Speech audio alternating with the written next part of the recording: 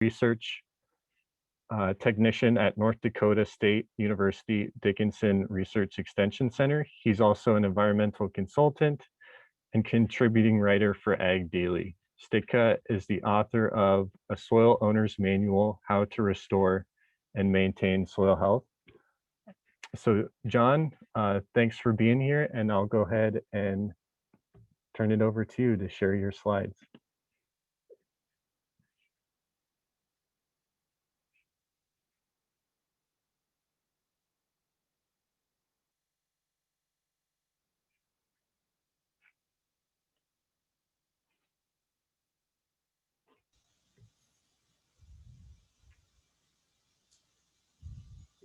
Okay, there we go, I think. All right, thank you, and good afternoon. Good afternoon, everyone. I'm sure looking at the list of participants, most of them are in the same boat that I am here, where it's somewhere around 0. But I did see one person from Mexico. I'm sure it's not 0 degrees down there. But what I'd like to cover with you this afternoon is on the topic of soil health principles to practices. I'd like to cover more so the principles, and then we'll have Jay cover more of the practices. I will get into a few things that you can think about, but what I want to do is set the stage for the thinking and discussion for this afternoon so that everyone understands what soil health is, why it's important, what some of the principles are, and how your thinking will need to change in order to make some progress implementing soil health principles. So I always like to start out with why. If any of you have spent any time around a 3-year-old, that's the question they ask all day long. And it's a very good question. And I think it's important for people to understand the why and ask themselves the why, because really our agricultural soils have been degraded and continue to be degraded. And a lot of people haven't accepted that, haven't really wrapped their mind around that. We've seen dysfunctional soils for generations and have come to accept that as normal, as that's just the way the soils are. We see a lot of erosion control practices on the landscape that are there because the soils are not functioning properly. A lot of those practices probably won't need to be there in the future, just like the need for a lot of our inputs aren't going to be there in the future if we understand and work toward restoring the capacity of the soil to function.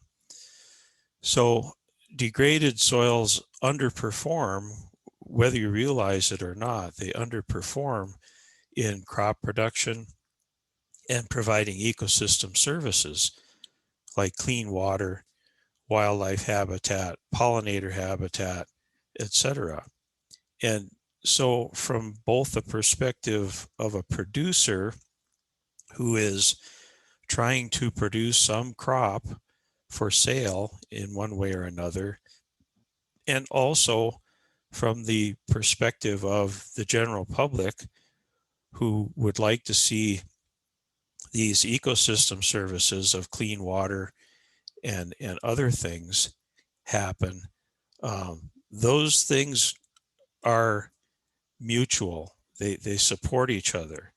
They're not in conflict at all. We can produce crops and provide ecosystem services at the same time. We can also work toward restoring soil health, producing crops, and providing ecosystem services all at the same time.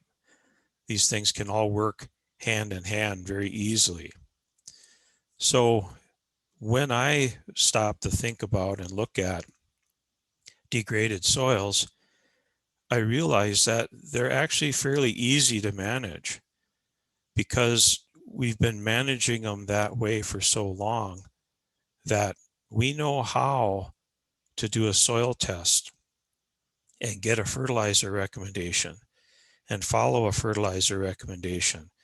We know how to apply pesticides to control weeds, to control insects, to control diseases.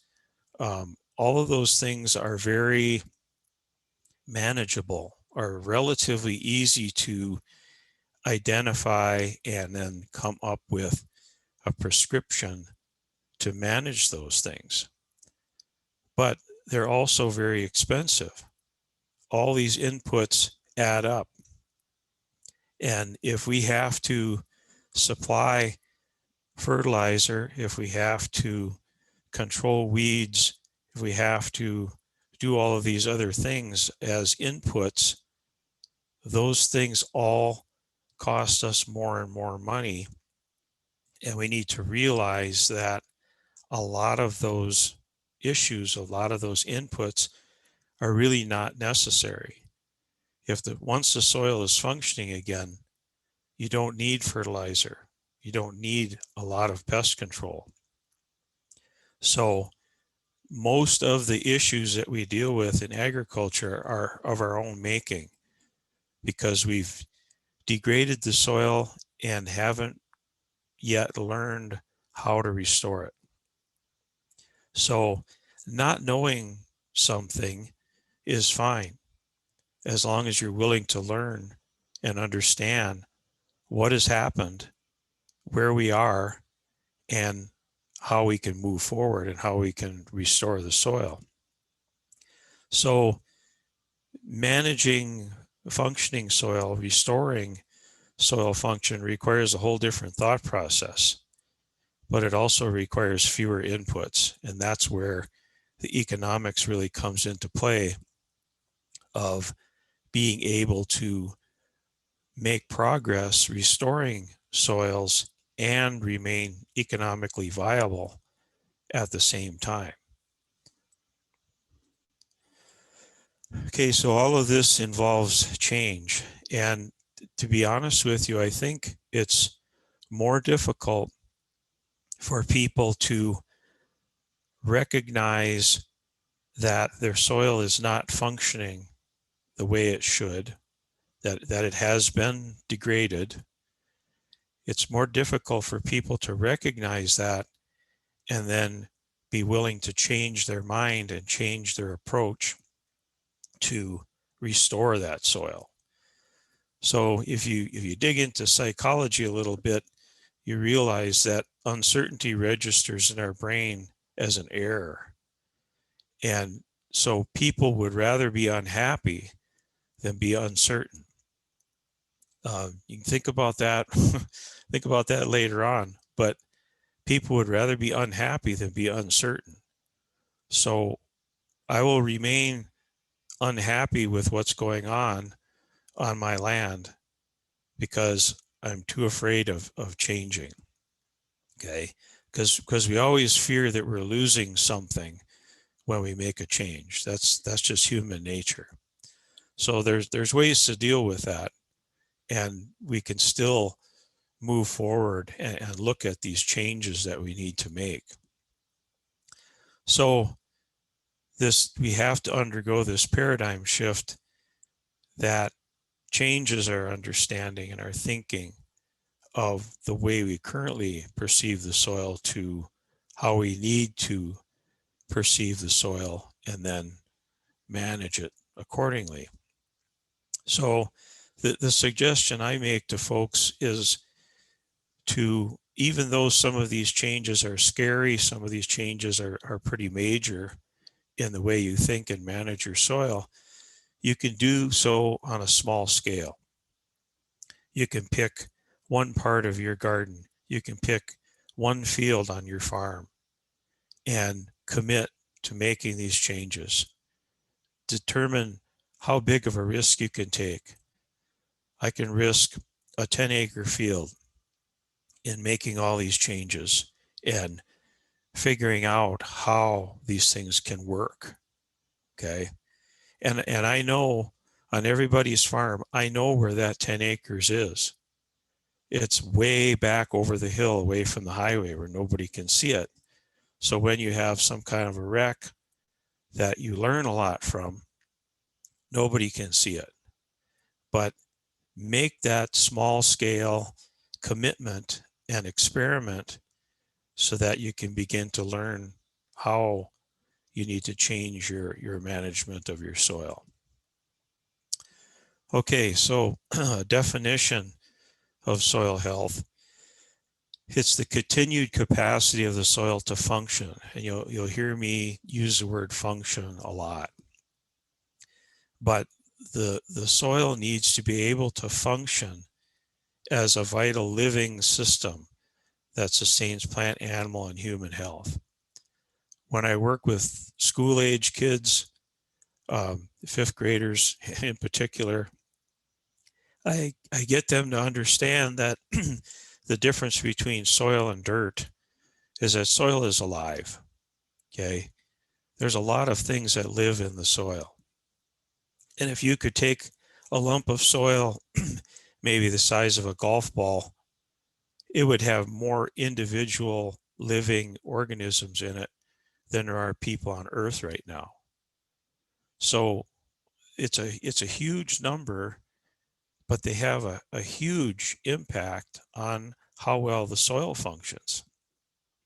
So understanding that that is habitat for all the things that are supposed to live in the soil, that are supposed to interact with the plants we're growing in the soil, will totally change your thinking and hopefully the way that you manage that soil. Okay, so soil is alive. We need to understand it as a biologic system. So everyone's heard the phrase, if mom's not happy, nobody's happy, in talking about a household. Okay, if the soil's not happy, nobody's happy. A lot of the issues we're dealing with on a global scale, I think, are the result of a lot of dysfunctional soil, a lot of dysfunctional agricultural soils.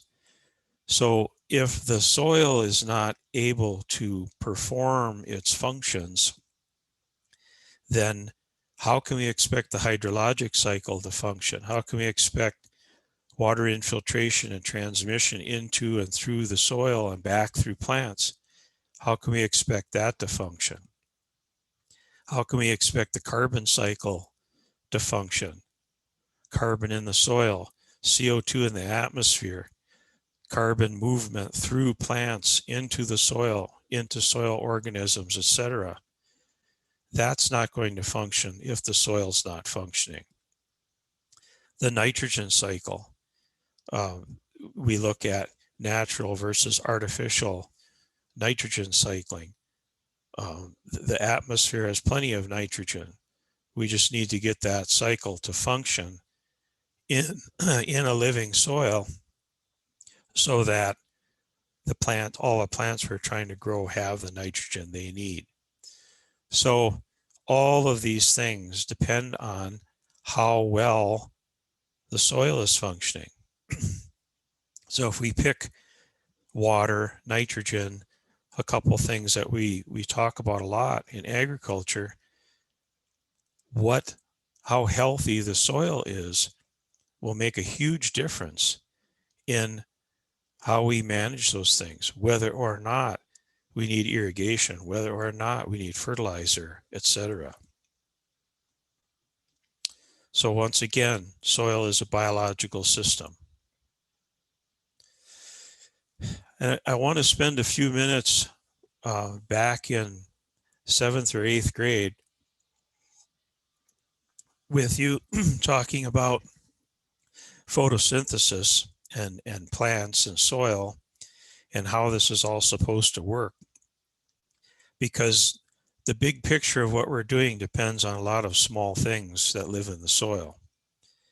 And I borrow this graphic from the soil biology primer because it does a good job of presenting enough complexity without getting too complex so that we can start to understand how this is all supposed to work.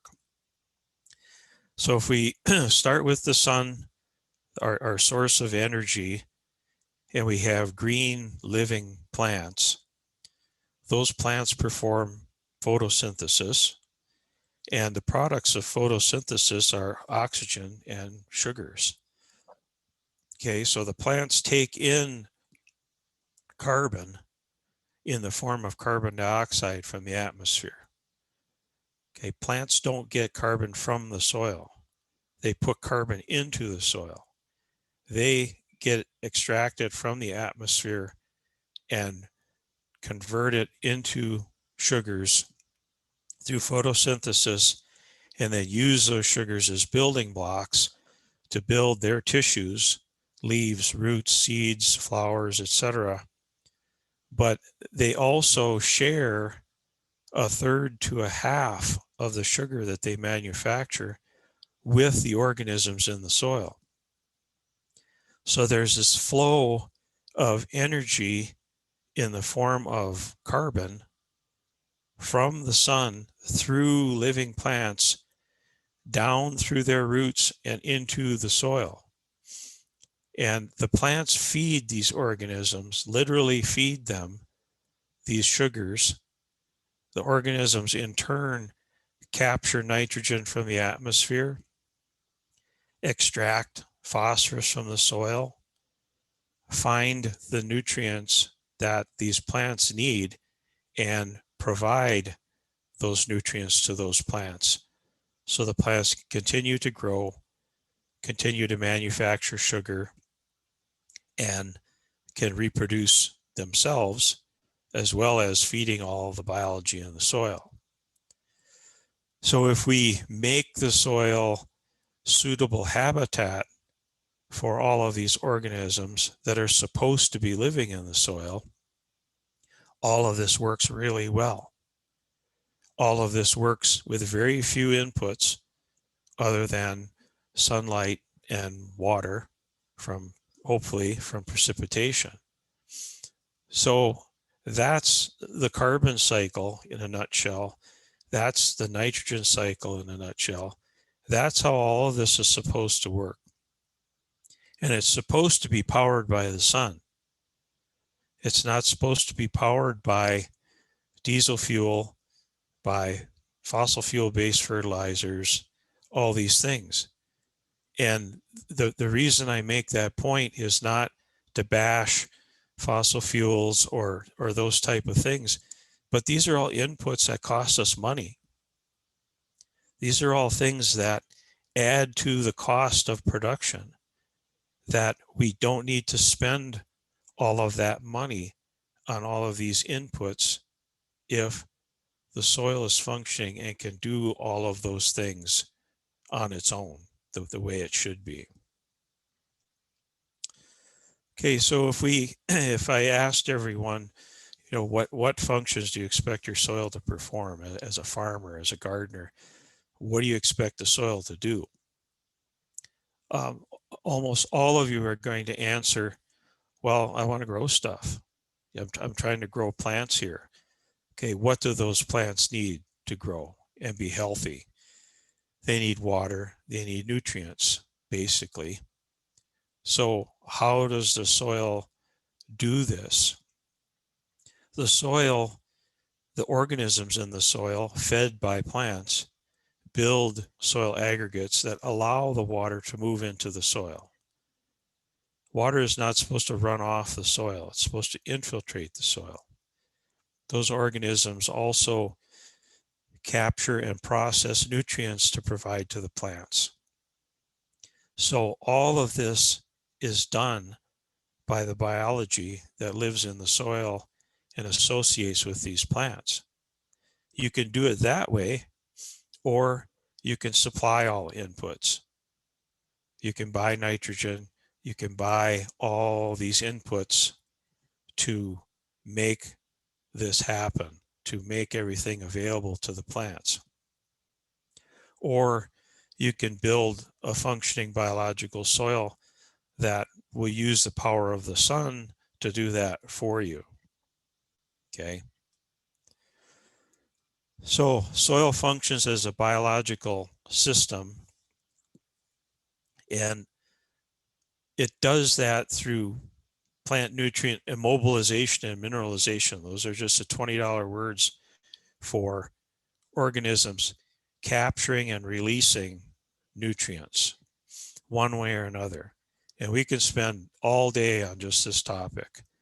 Rhizophagy, all these other concepts of how these organisms associate with plant roots to capture, store, make nutrients available, all the different forms, etc. So there's biology that does that.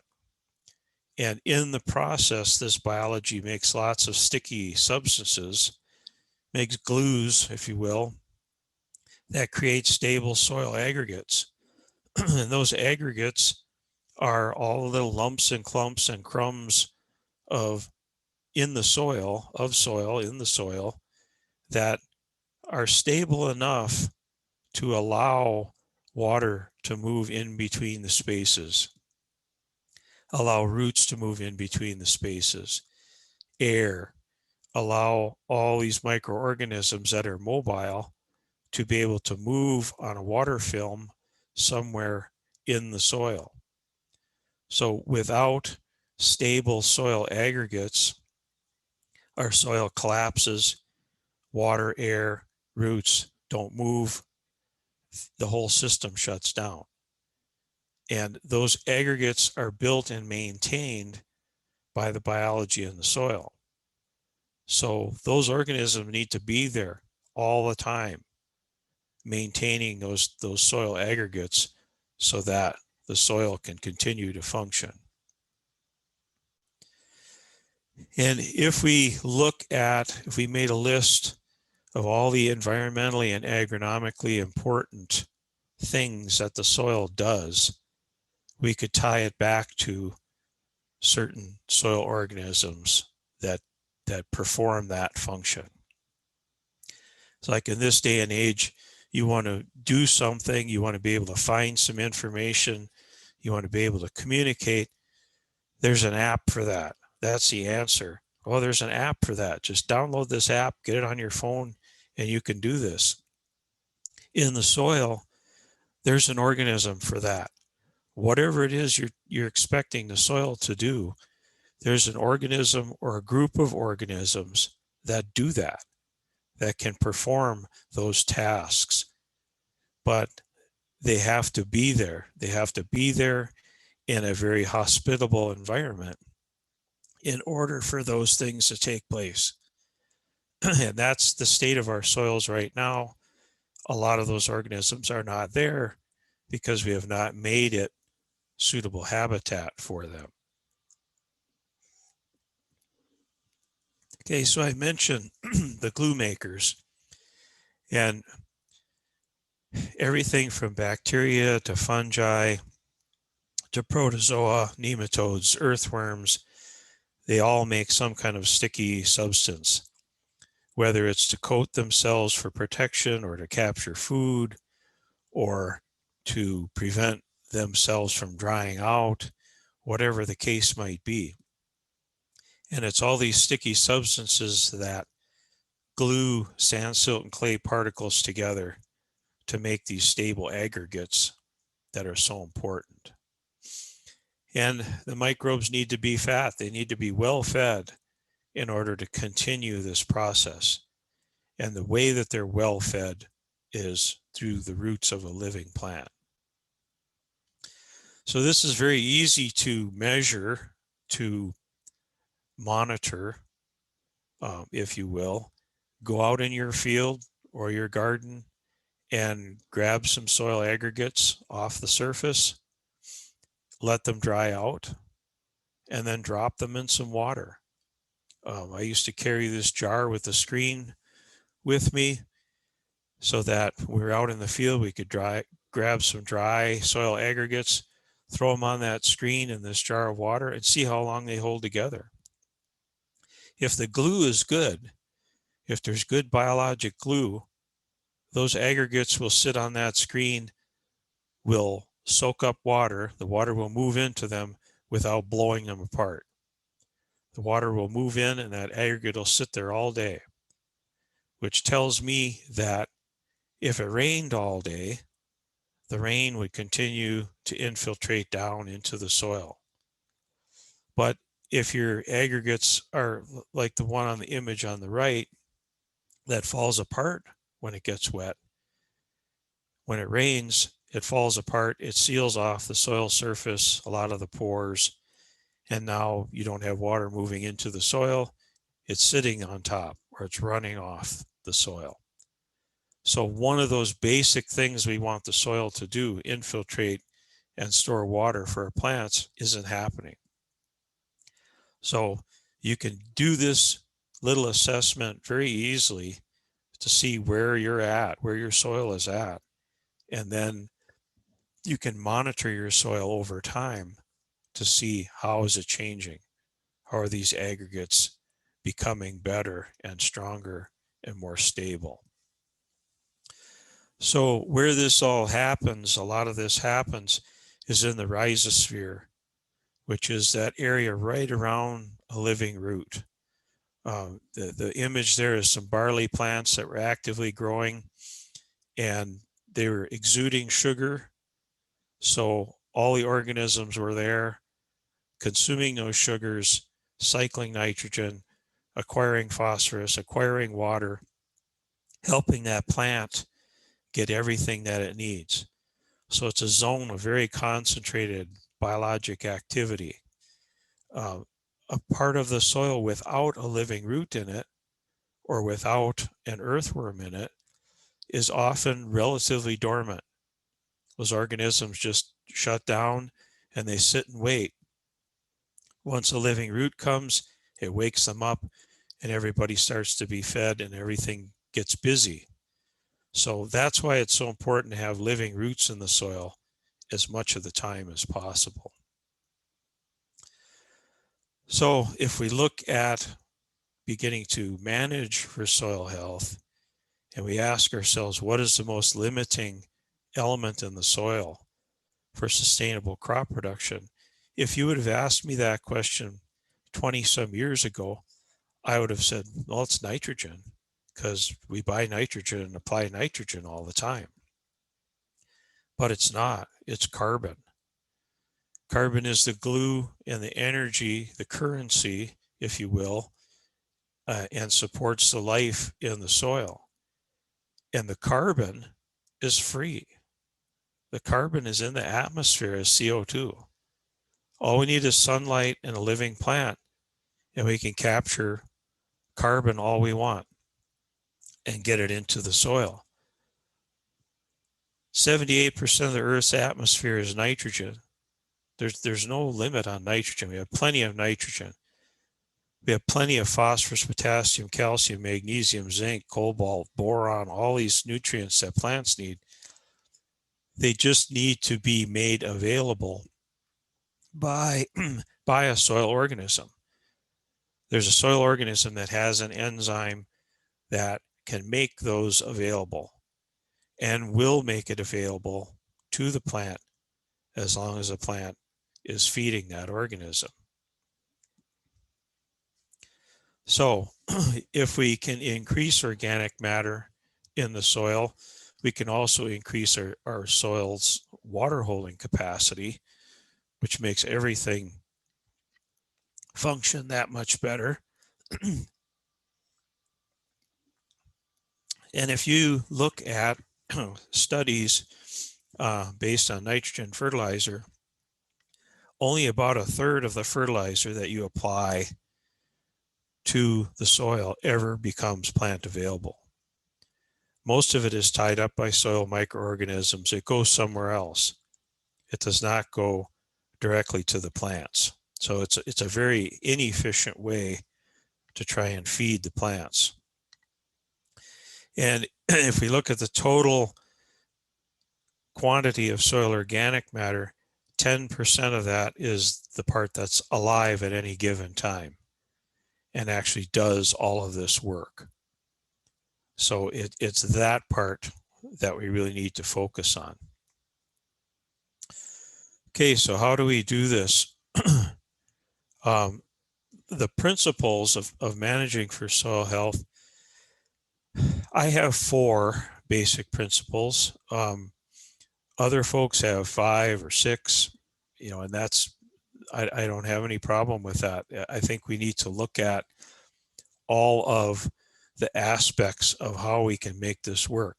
I try to keep things as simple as possible, so I have 4. But the first principle is to minimize disturbance of the soil. And the only way the soil should ever be disturbed is by a root moving through it, is by an earthworm moving through it. And I say that because any other mechanical disturbance, such from tillage, breaks aggregates apart, basically destroys the habitat of the organisms that the plants are relying on.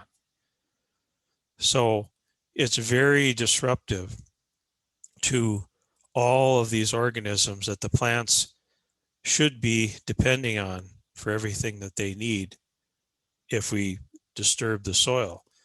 So we need to minimize how much we disturb the soil, anything from tillage to traffic to excessive applications of inputs, whatever the case may be. We need to maximize the diversity of plants that we grow, because there's a diversity of organisms in the soil that need a diversity of food sources. Okay. If everyone on this Zoom meeting right now, from this day for the next month, all you ate every day, the only thing you ever ate were donuts, in a month, all of you would probably still be alive, but I'll guarantee none of you will be very healthy.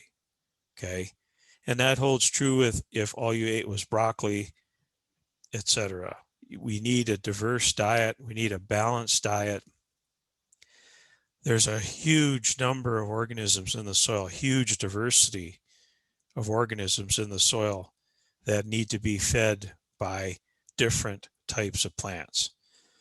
So just growing 1 or 2 crops year after year after year is not enough diversity to support the diversity of organisms that live in the soil.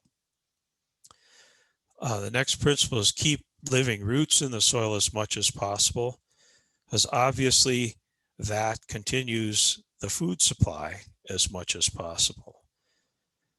All the time that a living root is in the soil, it's feeding the organisms.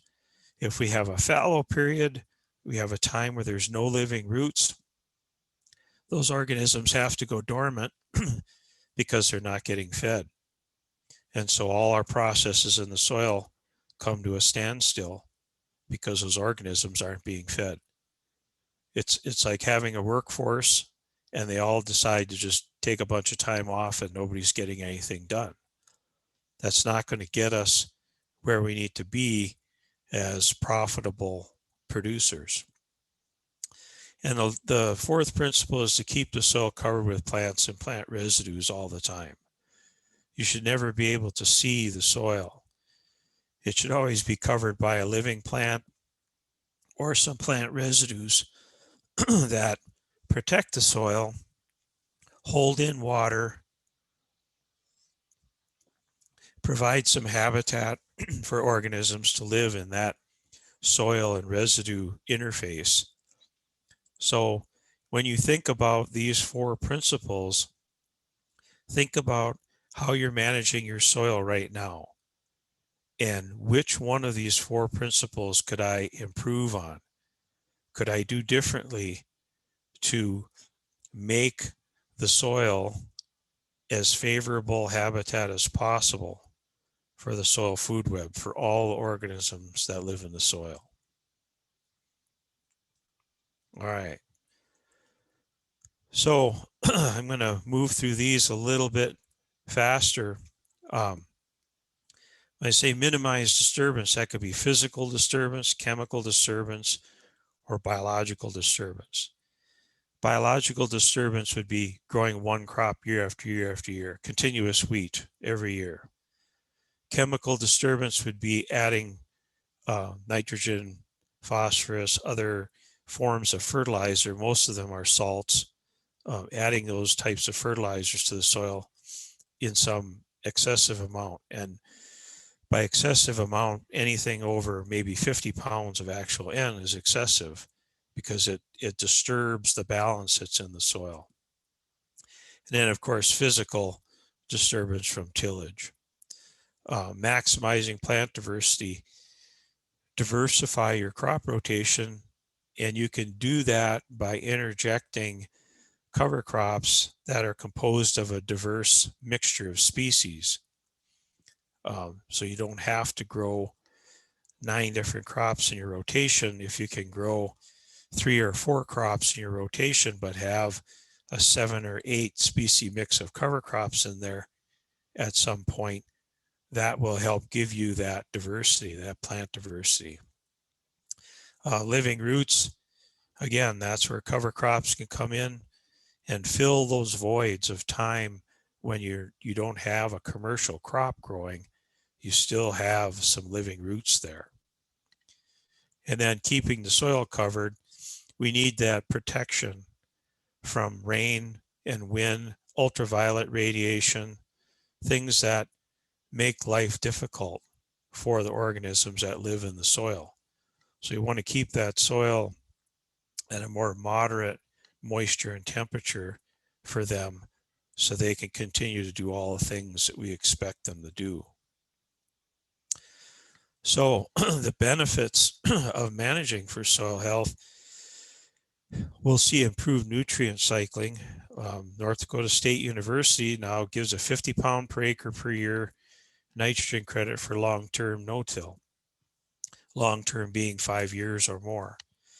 So by not disturbing the soil with tillage for an extended period of time, you give those organisms a chance to build themselves up and be able to work better with the plants, that it's worth 50 pounds of nitrogen every year. And I think for most producers, that would be significant if you do the math, what that would cost you to buy that nitrogen instead. There's a way that this whole system starts to pay you back more and more as time goes on. Fungi increase in the soil and supply water and phosphorus to plants, in particular phosphorus, but many other things. So we see less issue of nutrient deficiencies in our plants. We see improved soil aggregation. So water doesn't stand or run off the soil anymore. It goes into the soil. Right now we're in a drought in western North Dakota. And so water movement into and storage in the soil is going to be critical for us this coming growing season. Roots can move unrestricted, and it's just overall better habitat for the soil food web. We see fewer weeds. You disturb the soil, you plant weed seeds.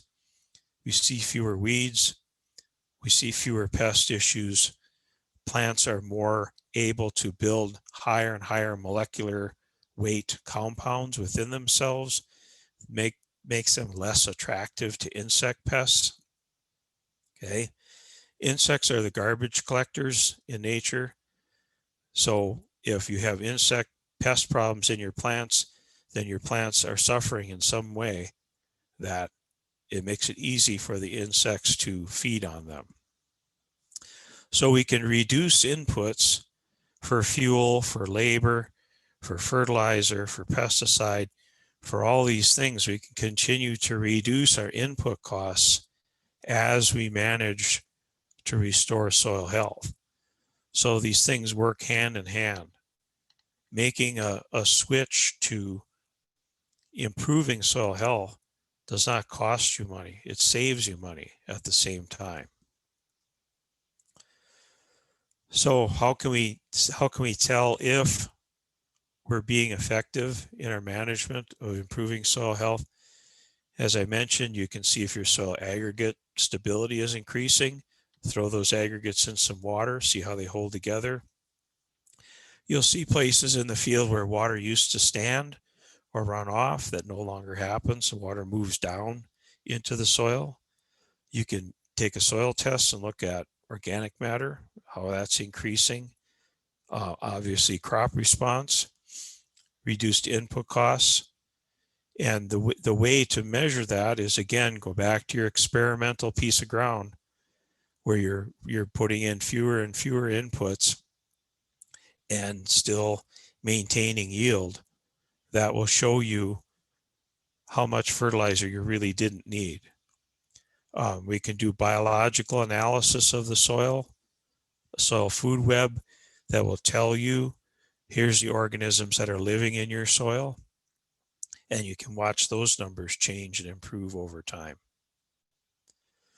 So down the road, we'll see fewer weeds,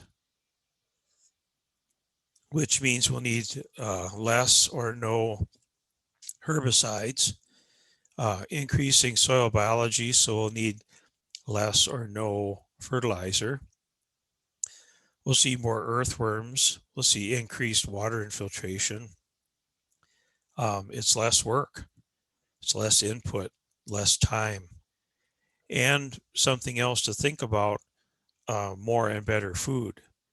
If these plants are able to acquire all the nutrients that they need from the soil biology, all the nutrients that they need when they need them from the soil biology, they're going to build more complete proteins, carbohydrates, lipids, all of these things that make those plants more nutritious for us to eat or for our livestock to eat, that are then producing milk, eggs, meat, whatever the case is that we will ultimately consume. So to kind of sum things up, soil health is the capacity of the soil to function. It's a biological system. Most of the biology in the soil is microscopic. And if you're ever wondering, what can I do that will help fix my soil, help restore my soil the best or the fastest, it's plants. Living plants is what you need to fix the soil. Think about that as your first tool when you're looking at, how do I make this happen? So we have the principles: less disturbance, more diversity, living roots as much of the time as possible, and keeping the soil covered to make the soil good habitat for all these things that need to live in the soil. And we need to admit that our soils have been degraded, but they can be restored. We know how to do that now, and it can be done economically. So fully functioning soil is the key to your success. Using the sun as your energy source, fully functioning soil, that's really the key to how profitable you're going to be, how successful you're going to be in producing the crops you're trying to produce and the ecosystem services that your soil should provide to everyone. So with that, I think I'm about on time, and I'll turn it back over to Connor.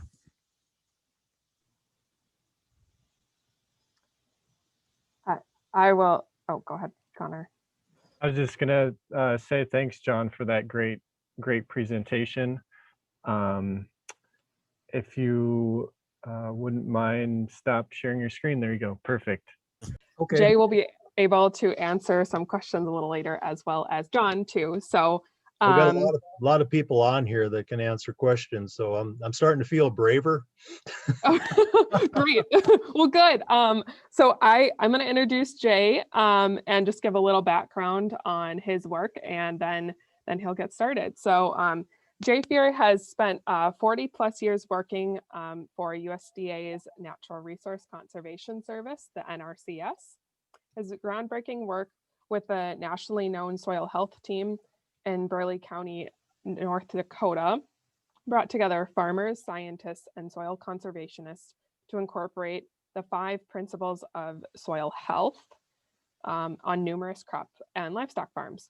Fuhrer has also spoken internationally about soil health and now conducts research at Menoken Farm in Burleigh County. I will turn it over to Jay. Thanks everyone for being here. Barrett, thank you. Thank you to Land Stewardship. Can you hear me?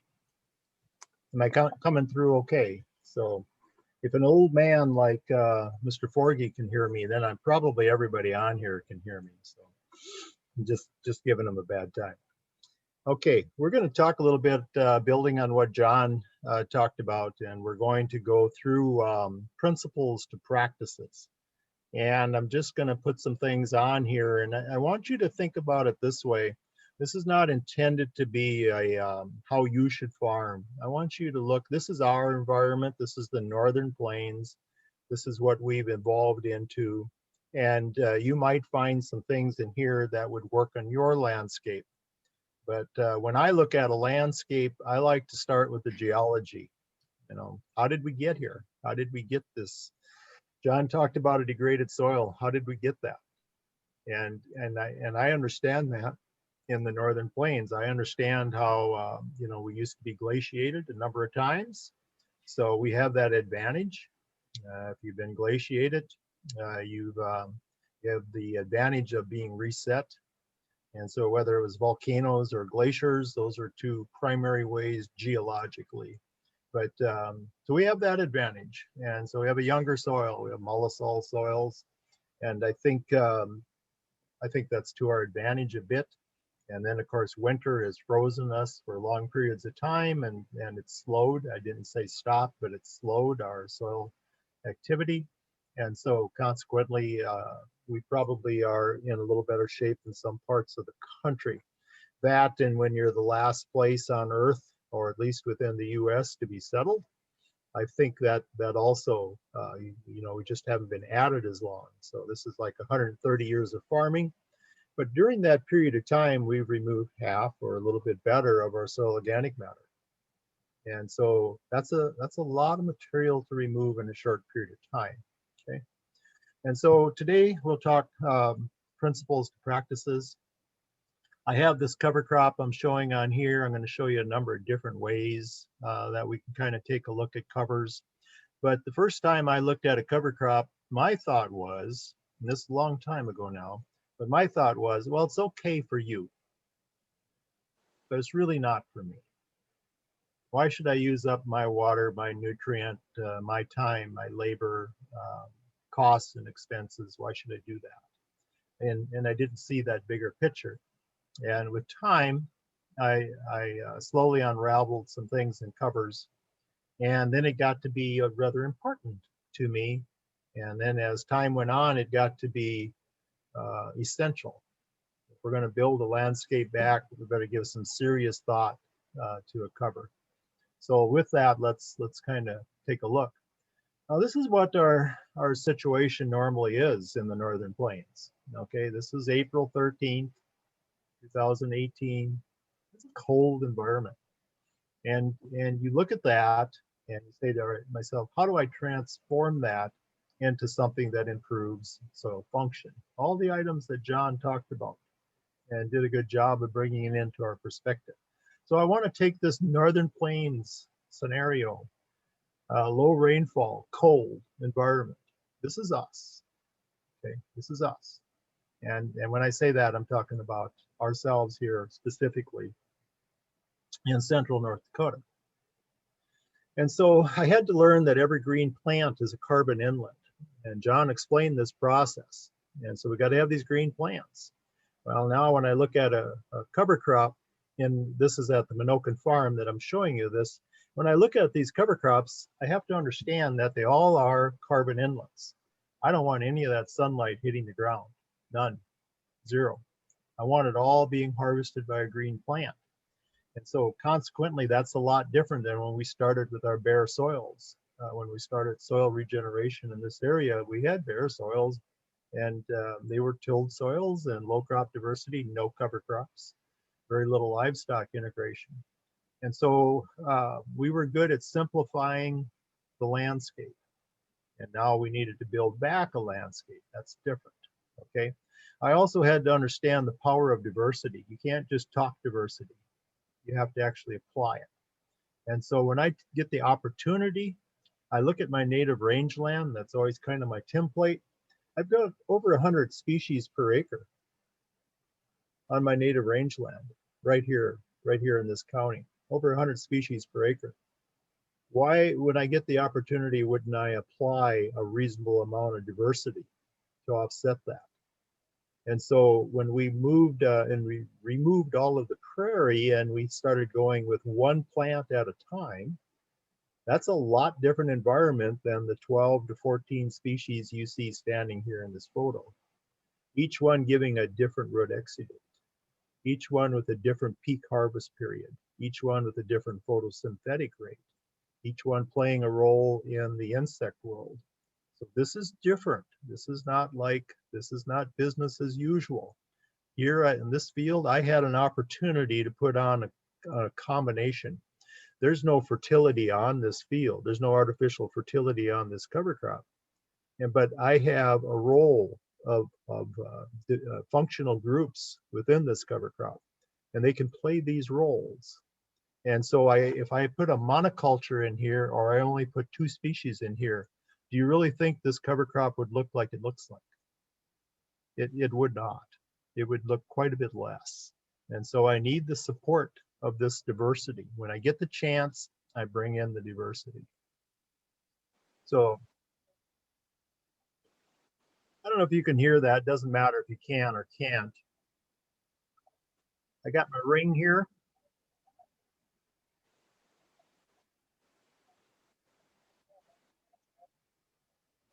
You could hear that. I just said that I'm going to clip production, and in a week I'm going to come in here and graze.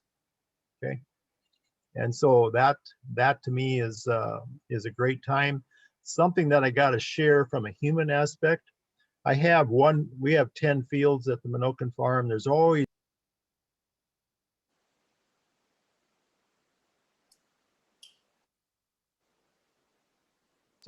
one field that's in a full season cover crop. And I've seen various people and various groups come through, and they've done everything imaginable in these cover crops. They sit down in them, they lay down in them, they take selfies in them. They like to walk out in them and close their eyes and listen. And so it's been a real human aspect when they're in this kind of diversity is so interesting.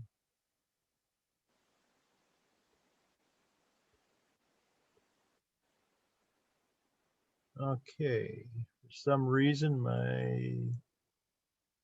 Barrett, can you hear me okay? Okay, my screen doesn't want to advance. I'm not sure why.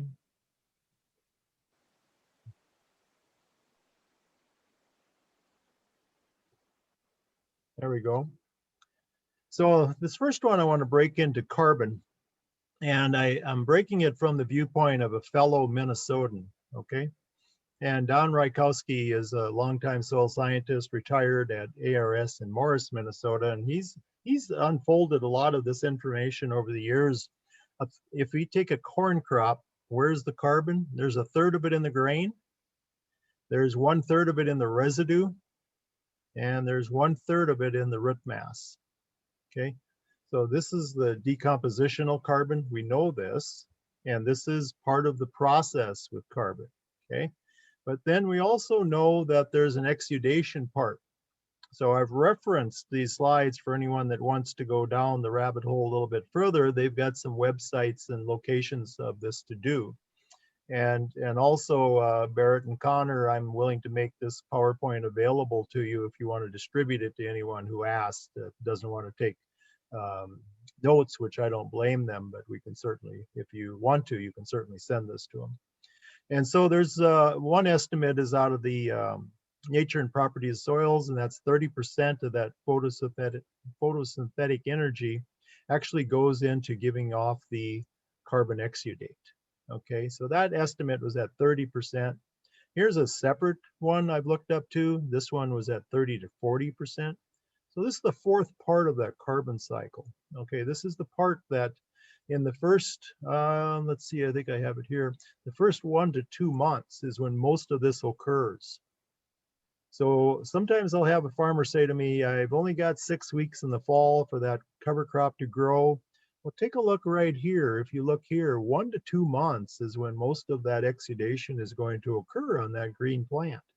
So is that worthwhile for you to plant as a cover crop in the fall? Absolutely. So now you're going to get the exudation part, and that's going to primarily occur in the first 1 to 2 months. And so if you have a little time in the fall, this is a great opportunity to bring that in, because are you going to make a large plant from a biomass viewpoint? No. Are you going to have carbon exudation into the soil? Yes. And so something to consider. So this fourth part of the carbon that originally we didn't really know much about. So I was talking to a group earlier this morning, and I said, you know, when we first started going down this road, we based everything on the carbon in the grain, the carbon in the residue, the carbon in the root mass.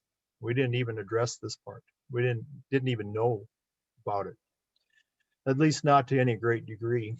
And sometimes you'd say, well, some soil organic matter increased by a certain percent, and then they'd say, no, it's impossible, because if you do the math on the carbon that was in the grain, which went down the road, and the carbon in the residue and the carbon in the root mass, you do the math on it, you couldn't have increased that much soil organic matter.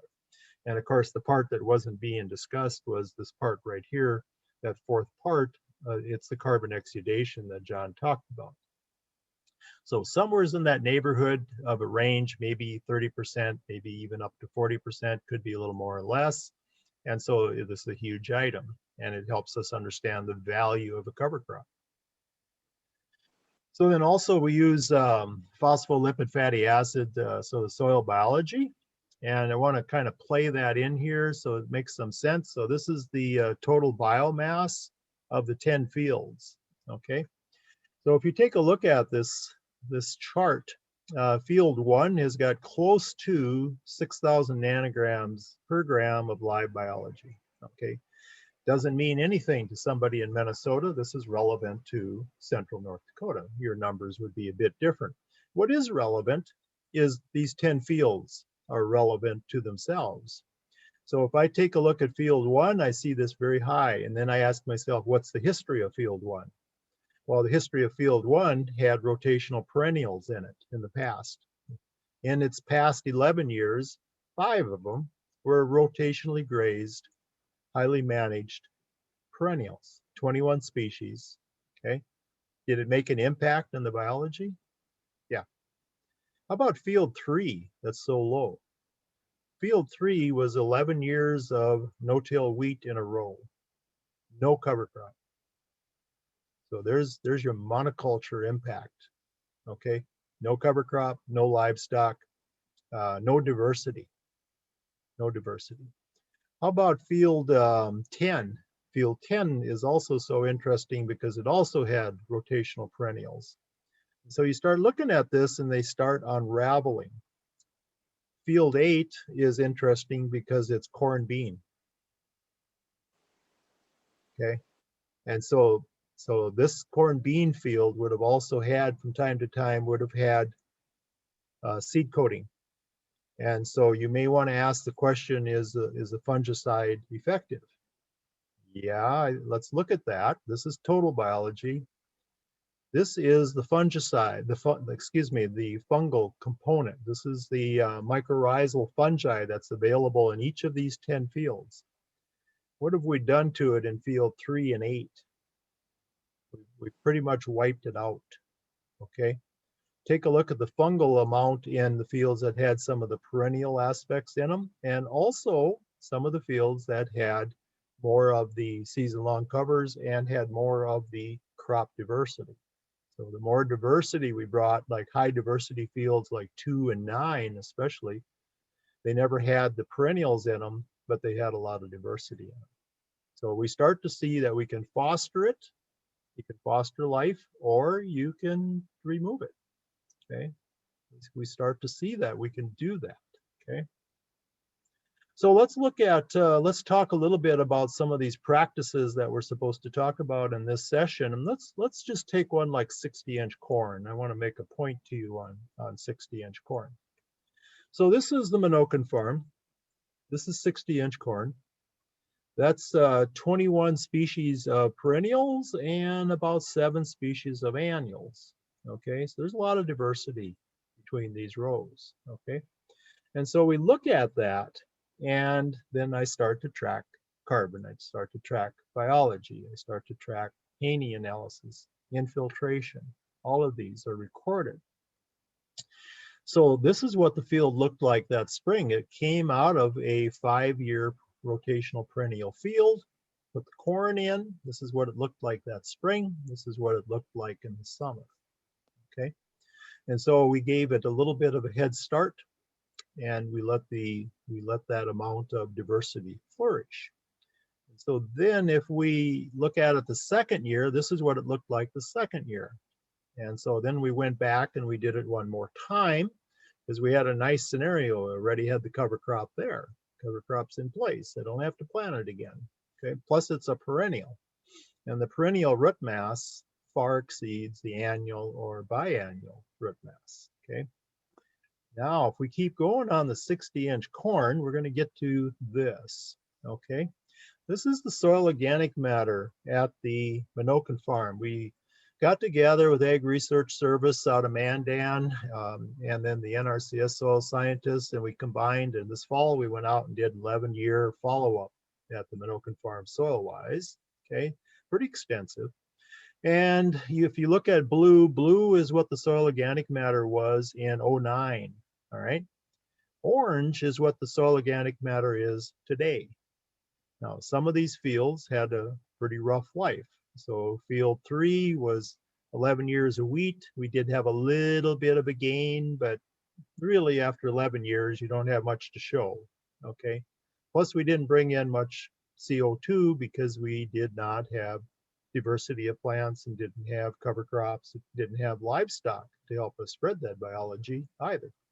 So I think the one I want to talk to is this one here, where you see quite a significant change in soil organic matter from 2009, which is the blue, to today, which is the orange. So it went over a little over 5% during that period of time, from roughly 3.4 to just a little over 5%. Okay, what did that? Well, then I look at the crop history. So I go to the crop history and I look at field 6. Field 6 had an interesting life.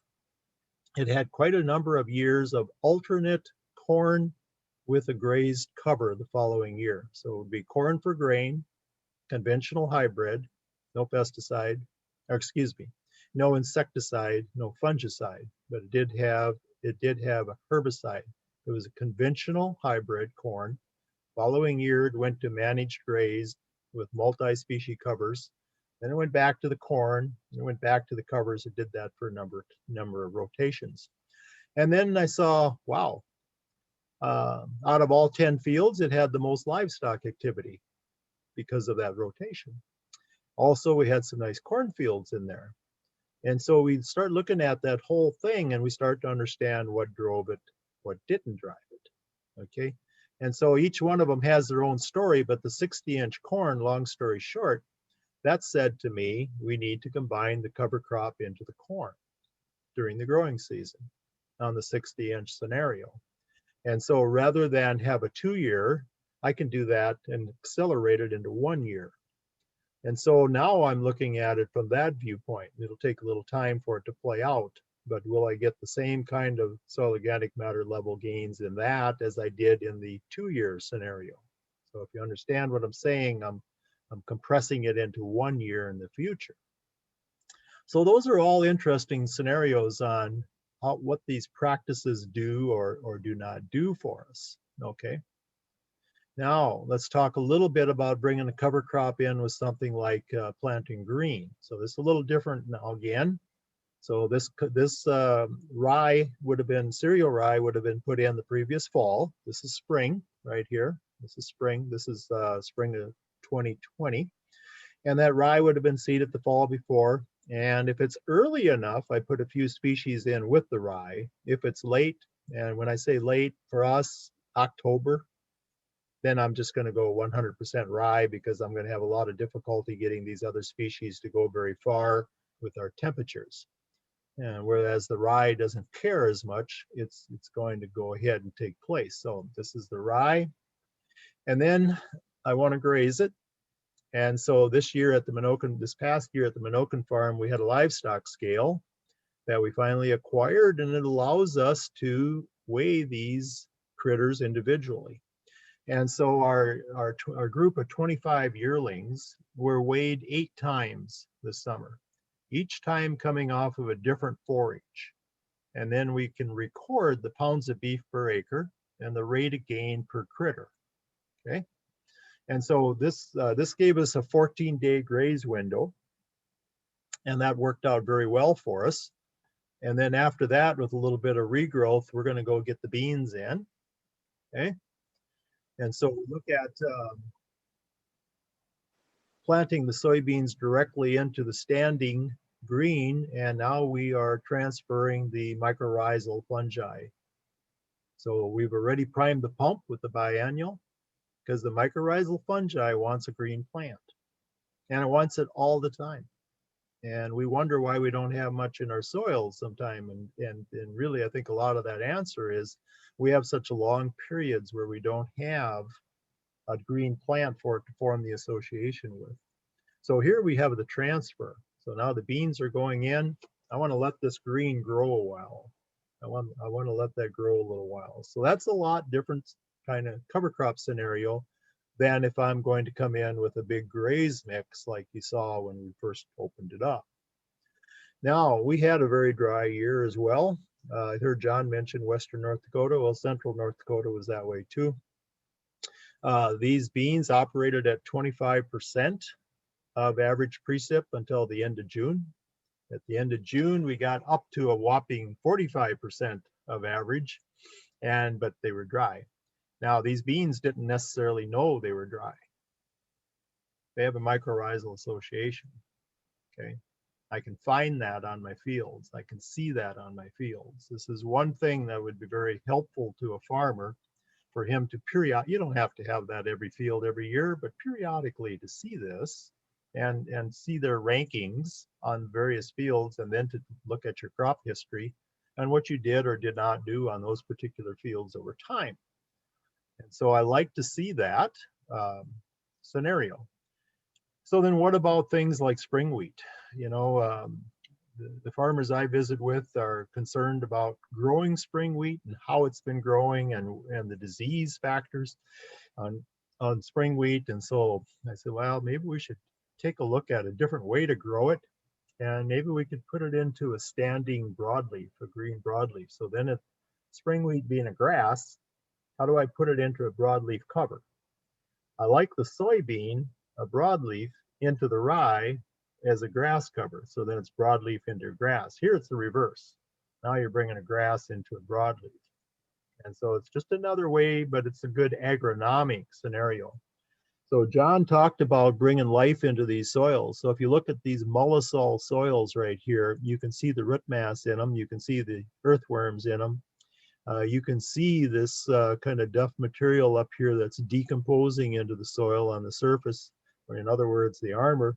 And you can see Daryl Oswald here has got just a little bit of a sweet clover plant up here in the spring, but look at the root mass.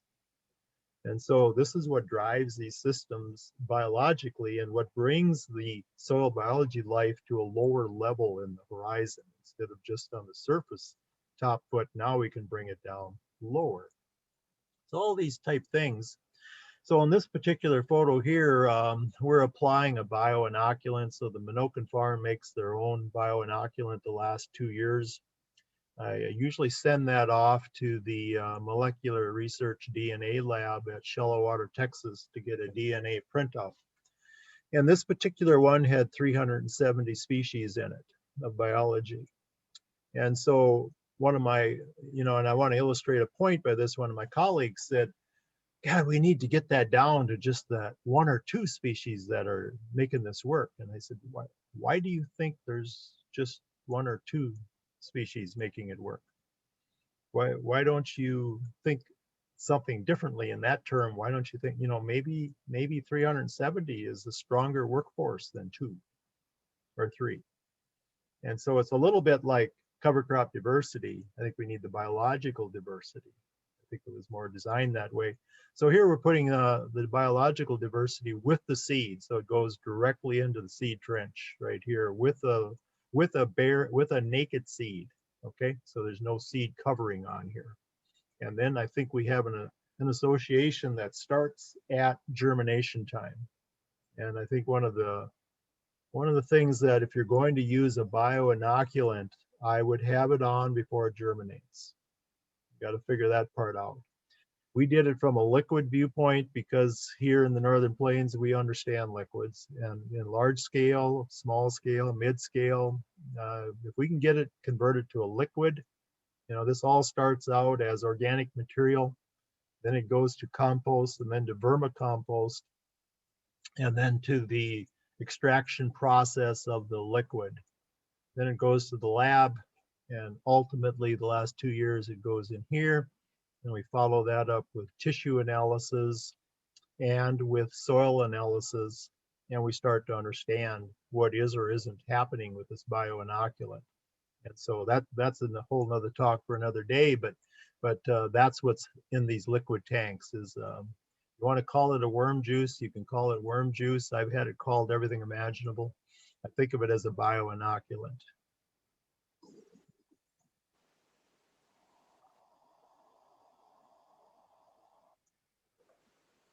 So keep moving here because we want to save some time for Q&As, but I want to keep this going. Let's look at sunflower and covers.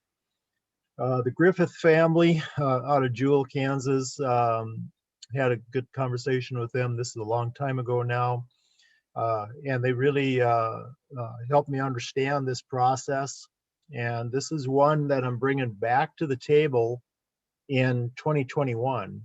Because we now have the individual scale for livestock. And so this is an opportunity to bring in, this is sunflowers on 30-inch, okay? It's not that much different than corn on 30 or 45s or 60. As a kid, I grew up on our farm. My dad grew 40-inch wire-checked corn.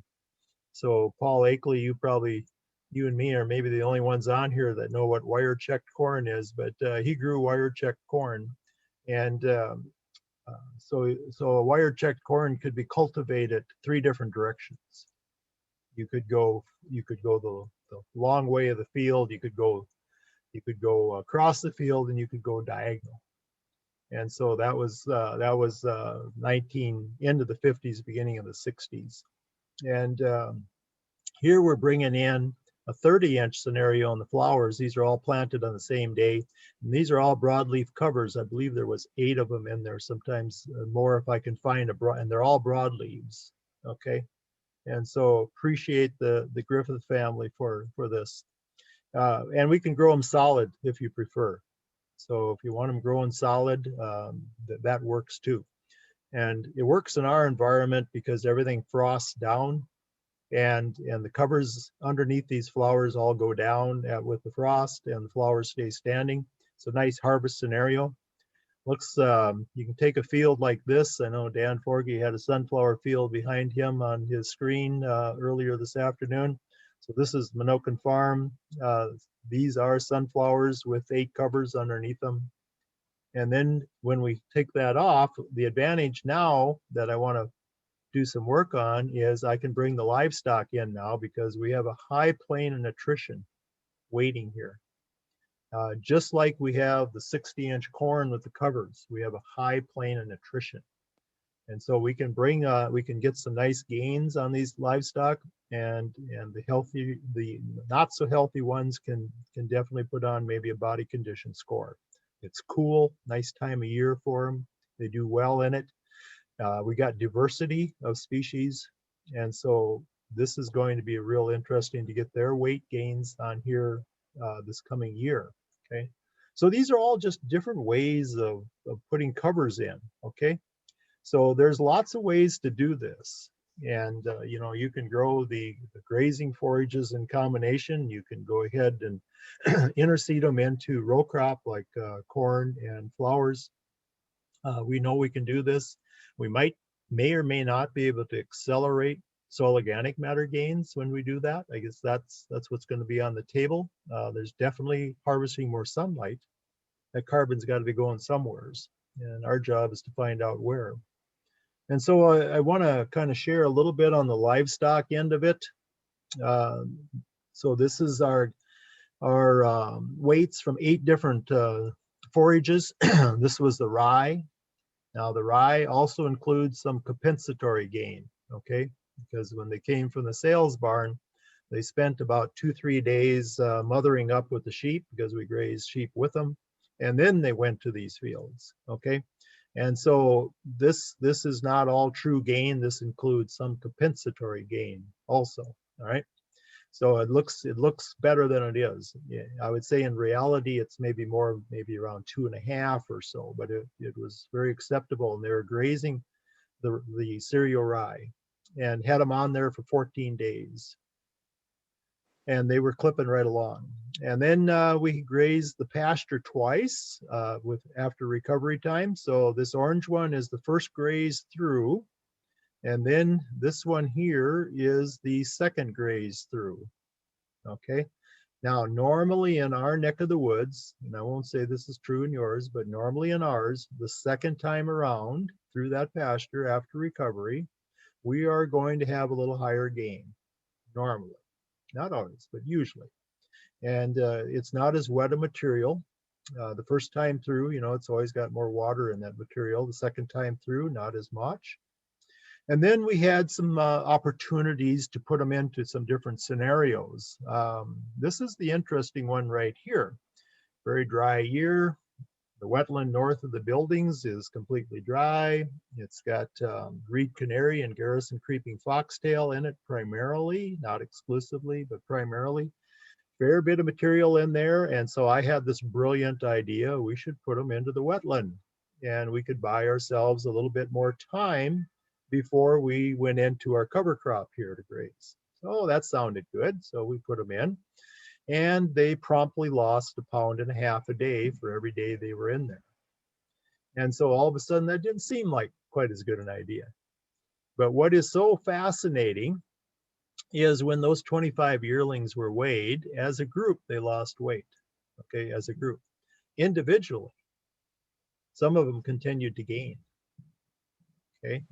So when you have the individual weights, I don't even necessarily like to look at the critter that much. I'd like to look at, what did they do? Did they gain in this? What happened? And so we also put them in a stressed out situation here with pea and canola. And when the critters went in there, you know, this was a failed field. It was a dry scenario, and we decided we'd get more out of it grazing it. So we went in to graze this pea canola field, and they totally ignored the pea. It just really didn't want much to do with it. They grazed the canola, they grazed anything that looked like it might be pigeon grass or grass on the headlands or in the fence row, totally ignored the pea. And they gained, but less than 1 pound a day. So some of them lost weight in there, but most of them gained something. Some of them did quite well in there. But when you get into these scenarios, it really starts to sort. Now, these are open heifers. And when I look at them from a replacement viewpoint, if I had to go into that group of 25 and select 10 of them, the top 10 by appearance, versus if I went in and just looked at which ones gained in all of these different forage types, which ones maintained and were able to continue to keep an upward trend, that's a different 10 group. That's a different 10 critters. And so that whole thing was just so learning, and I think there's a lot more to be coming on that. But we give them a reward. I noticed Daryl's on here, and Daryl sees that they get a reward after each of the weighings. So as they go through, because we want this to be stress-free. because if we stress those critters, there's not going to be some good gain coming after that. If you stress an animal, that's typically a health issue coming down the road. And so here, if we can go ahead and give them a reward every time they walk through that scale, you know, it takes away some of that stress, and they start looking at it a little differently. Then, of course, we also had the pounds of beef per acre on all of these 8 different forages. And so you start looking at the beef per acre. The one that probably did the most here, well, this was the 6, keep in mind, this is a drought year. This was the 60-inch corn with covers. And so grazing half of, and they're only grazing half the material. So everything we're talking about here doesn't remove more than half of the vegetation. I like to lay it, cut it off at the bottom of the stem by the soil surface, lay it across my hand and balance it. And then we can look at this, and we can take the top half, which is going to have more energy and more protein, and we can trample the bottom half. So all of these were managed as close to that as we could. And so this one was 200 pounds a gain. I think it was $1.27 those critters were sold at, and this gave us a nice scenario. The orange and the blue are the same field, okay?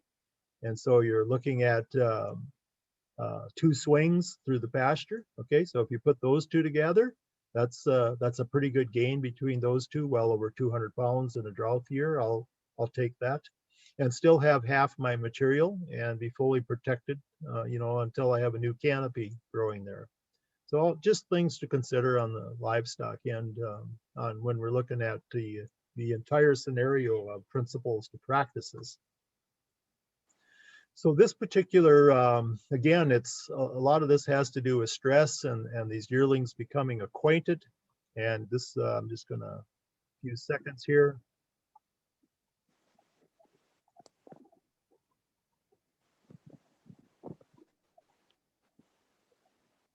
They like to kind of circle it if they can, and they like to kind of check out, maybe there's an area that's a bit more open, and it kind of gives them a little comfort zone. Once they become accustomed, we do move them daily, and we move them daily unless maybe no one's going to be around, or you got a weekend or something, then maybe we'll give them 2 days or 2.5 days or something like that. But during the week, they're pretty much moved daily. And so consequently, this allows them to go in and be on a constant plane of fairly high nutrition. And then if you take a look, these critters get rather tame. And so you can drive a 4-wheeler out there, and they'll all have their head in the 4-wheeler with you, and they circle around you. Now that's a critter that's not feeling stress. And so they're comfortable with you. And when they're comfortable with you, then you get pictures like this one, where you get a picture of their tongue. And how many of you go out and try to take a picture of a critter's tongue harvesting a sunflower? And I just want you to understand that, you know, in North Dakota, most of us don't have a life other than winter. And so that 2 days of summer, we usually run out there and try to do something like this. And so, but it helps us understand how they wrap their tongue around, how they remove vegetation, how they leave biology in its place. And they are, from the viewpoint of biology, they are just a walking mobile biology spreader. And so I need them on the landscape. And when I get them into the landscape scenario, I like what happens on that. Keep in mind the fields I showed you with no fungi and very little biology, they don't have very little livestock impact, or none. And so it takes away all of our tools, okay? And then John talked about, well, how do we get that soil looking healthier? Well, he talked about that sunlight coming into these, whatever the plant is. In this regard, it's a multi-species cover. See the understory? This is the understory. This isn't the showy part. You know, the showy part is more maybe the warm season grasses like the Sudan sorghums, etc. But I want an understory underneath that just fills in everything. So there is any sunlight that escapes the upper area is caught by this lower area, okay? And so it's more of a dense amount of plants, if you will. But I like that from the viewpoint of grazing as well. And these with the multi-species, 10, 12 species, are so much safer to graze than the ones with one or two. Before we started using the multi-species, it wasn't uncommon that we dropped something dead somewhere in the county that the vet would take a look at and say, well, that was either from nitrates or prussic acid or something of that nature. And now when we're grazing the top half of these plants and they are allowed to have diversity, all right, that's a much safer environment. So much safer. And of course, we get these kind of results then. And I think somebody in the comments mentioned about accelerating time, or positively when we bring in this kind of diversity, you can accelerate biological time. And I think you start to see soils that look like this. They've got the microscopic pore spaces, but then they also have the major highways, maybe made from a plant root or an earthworm. They got a combination, okay? The fibrous root usually makes the smaller soil aggregates, but maybe you're looking at, if you have some major tap roots in there, then they're going to create an interstate for you. So we'd like you to come visit the Menoken Farm if you want. Other than this past year, we usually average around 30 plus groups come through every summer from wherever. And, you know, Daryl and I do our best to create what I would call a safe environment for you to come talk about whatever you want. And there's so many issues to discuss, and there's so many facets of agriculture. It's a complex subject. My good friend Jerry Hatfield in Iowa, he's told me a number of times, he said, Jay, it's not rocket science. He said, it's actually much more complicated. And I think he's absolutely correct. You know, he always explains to me, rocket science, I just need to really know that one formula. But in agriculture, because of how the connection is on everything that's alive, then how do we foster life?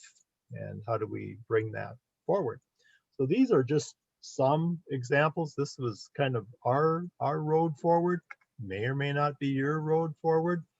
You know, I think it has to become tailored to you based on your labor, based on your farm goal. Do you have a written farm goal? Do you have a goal that you and all the other partners in your operation have sat down and talked about? And if you can put them into print, that's a huge item. Because I think what you're going to find, when you may not agree on every last aspect, but you probably agree in principle of the direction you're going. How to get there is diverse, and that's the advantage of bringing in the different people. You get different thoughts, different ideas, different concepts, and you start to understand that maybe your thoughts on it aren't exactly like your partner's thoughts. And then you start getting into things like even land transition within a family, and all these things start to come into this goal and how to do that and how to be equitable about it and transfer it with a land ethic. I think these are all things that we're kind of talking about today. So I want to leave some time for conversation and discussion. And Barrett, I mean, we can go on and on, but my dad told me one time, he was driving back, we were driving from church, sitting in my three sisters and I are in the back seat of the Pontiac, and my parents are in the front, and they're talking about the hell and brimstone service we just had. I grew up in the Dutch Reformed Church, and you were guaranteed a hell and brimstone sermon, and guaranteed you're all going to hell. And so we're driving home, and us kids are in the back listening to our parents talk, and my mother's talking to my dad about the sermon. And of course, since it was in the church, I guarantee you is much more than an hour, because you know an hour and a half is way better. And so my mother's talking about the sermon, and finally my dad looked at her and he said, you know, if he would have talked half as long, he'd have been twice as good. And that was the end of the conversation. So I don't want to go on too long. I want to cut that off. There's always another day, and we should we should get the group involved as much as they would like to be involved, and whoever would have a question. If I don't know the answer, I'm going to say something very clever to you like, I don't know. And there's nothing wrong with that answer. But then I think we should follow it up and unravel it down the road also. But so with that, appreciate being here today. All right, thanks, Jay. If everyone wants to give him a round of applause or the the Zoom hands. Yeah. That was great. Yeah. Thank And Jay, if you want to stop sharing your screen. Yeah, let's see what I can do there. Perfect. Okay. There we go. Yeah, very good. Great. Okay, so now we're going to move into the Q&A portion of the workshop. So I'm going to ask folks if they would like to pose a question to type stack in the chat, and then I will ask you to come off a mute when it's your turn. I'll just go in order as to who puts stack first. Sure. And if you don't want to come off mute, that's totally fine. You can also just type your question into the chat, and then Connor can lift those up as we go along. So, and yeah, so we can get started. So if folks want to, let's see here, we've already got Cassie. If you want to come off mute and ask your question. And sorry, just to remind everyone, John is still on too, so Jay and John can answer questions. It's Casey Wensloff. I'm out of South Dakota. My question, I love soil health and carbon fixation and all of that. My problem with my job is convincing people who are conventional till and are out for profitability first because land rent is so high. What are some, I guess, do you have any thoughts or any suggestions on how to convince them that, you know, in 3 or 4 years when you're seeing results, that this is a better way to go about things versus how things are going now or how you're operating now? I think the human aspect is one of the most interesting things about this whole scenario.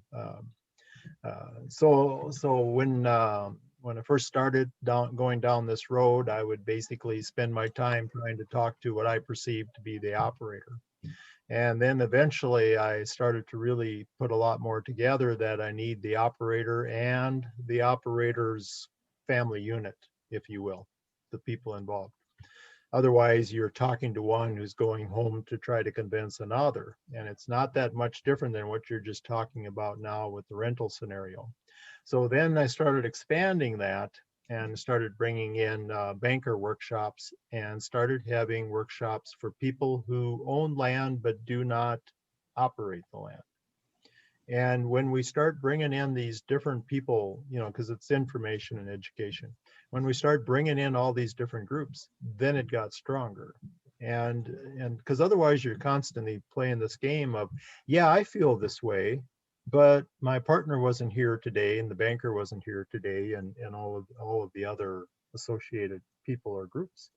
And really they need to have a similar message. And I think that's where it starts with the farm goal. And I would start with the farm goal. And then you start putting this whole scenario together with the operator. So we had a banker workshop the other evening here in North Dakota with the Grazing Coalition. We had 3 bankers on. And one of the questions got asked was, my banker doesn't agree or support what I'm trying to do. Okay, I want to make this move, but I'm not getting support.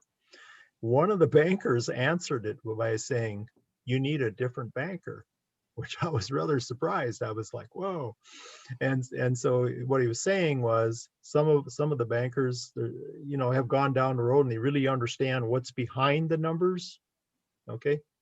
And so I think you have to have that, to me, when somebody's farming your land, that's kind of an intimate thing. And bringing together the operators and the owners together, they got to have that conversation. Anyone else can jump in that's got a better answer, which. Well, just to second what you said, Jay, you know, we went through that for many years, getting people to switch to no-till, and Same thing, absentee landowners.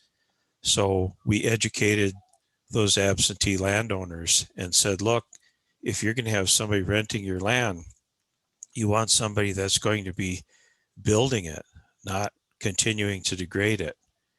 And once they understood that and they were on board with that, then they started going to their renters and saying, hey, I want you to come to the next workshop because this is what I want you to do. And same thing with the bankers. We realized that they didn't understand this stuff. They were still, behind on understanding how all this worked. So we started having workshops for bankers, having field days. We had a couple field days just for bankers so that they could understand this and become comfortable with it. And we moved them from thinking that security in a production system was fallowing land so that you could produce a crop next year to building soil health so that you captured the water so you would have a crop next year. So you have to work with all of those groups. Get everybody understanding and comfortable so that when you work with producers, you're getting that message from more than just you. And I think those groups, a lot of them exist. It reminds, a few winters ago, I'm in Iowa, someplace in Iowa. I don't remember exactly where, but I knew I was in Iowa. And I'm doing this workshop, and no matter what question I brought up during the talk, there were 4 ladies that were sitting together. They were obviously a group, and they were later in life. Okay, so they were older ladies, and I don't care what I brought up, they answered it. And not only just answered it, they totally understood. And so at break, I go over to them and I said, you got to tell me what's going on here, ladies. Well, all of our husbands farmed, they're all there, and they all passed away. And we educated ourselves on soils, on cropping systems, on cover crops. And we encourage our operators to come here too. But if they want to establish a working relationship with us, this is what we want. And I was like, whoa, that's quite something. And so I think those type things exist. I don't know if it's an organizational name. If somebody knows that, they can sure tell us. But so I don't know if it was a formal or informal group, but they obviously got together as a group and educated themselves. And wow, I was impressed with them. And there's a lot of economics out there on reducing input costs that can help people get on board. The 50-pound nitrogen credit, less fertilizer, less fuel, etc. There's a lot of those economics you can bring to bear with producers too, to help them understand this. And there's not that many people that have the workforce that they used to. When you and I were kids, we were the workforce, but now a lot of people don't. You're talking about a workforce of 1 or 2, not 6 or 8 or 10. So to be able to do no-till or things like that reduce the workload, I think is pretty significant too. I just saw a note pop up and someone from Iowa, and they said it was women caring for the land. So if you're familiar with that, or if that sounds correct, thank you. Thank you for that message. Awesome. Thanks for those answers on those. Another question, Cindy, would you like to come off mute and pose your question? Yeah, the question I had is just a real simple one. It sounds, Jay, like most of the time on the farm there, when you're grazing or you're taking your cattle and you're grazing in between the row crops and that, or pieces of it, have you chopped and baled that, and has your yield been adequate or as good as you would normally have? We plant cover crops. We do a lot of fescue, a lot of rye, things like that. We no-till, but the bottom line is we've been trying to bale the cover crop, and we get pretty good yield out of the fescue, and out of the rye. But I guess in the back of my mind, I'm looking at your mixed bag and saying maybe that'd be a better way to go after listening to your presentation.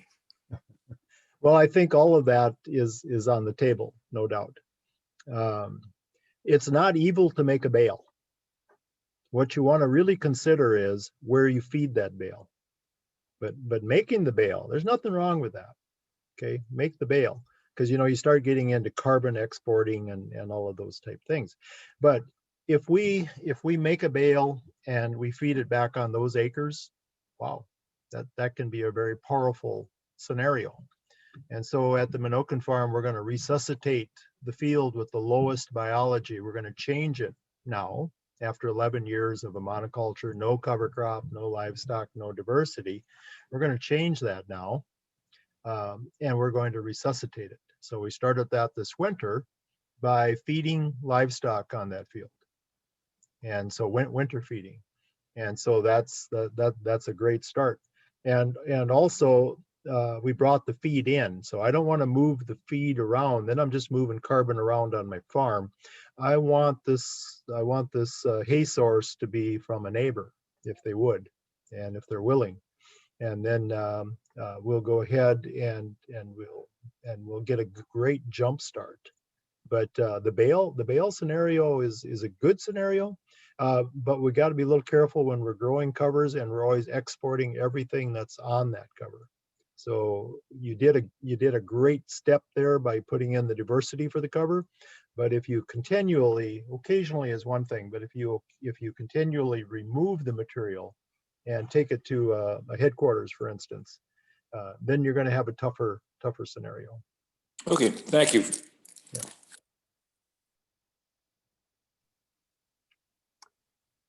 Connor, I think do you want to lift up a few questions in the chat?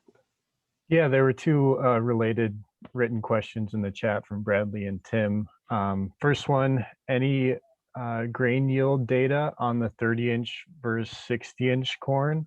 And then another related question was just specifics on how you're seeding the 30+ species of covers between the 60-inch corn rows, and when are you seeding those? Okay, well, I'll probably start at the end of that. The covers, there's really, based on what we're seeing in North Dakota on a number of fields now, really no problem just putting those covers in after the corn's up.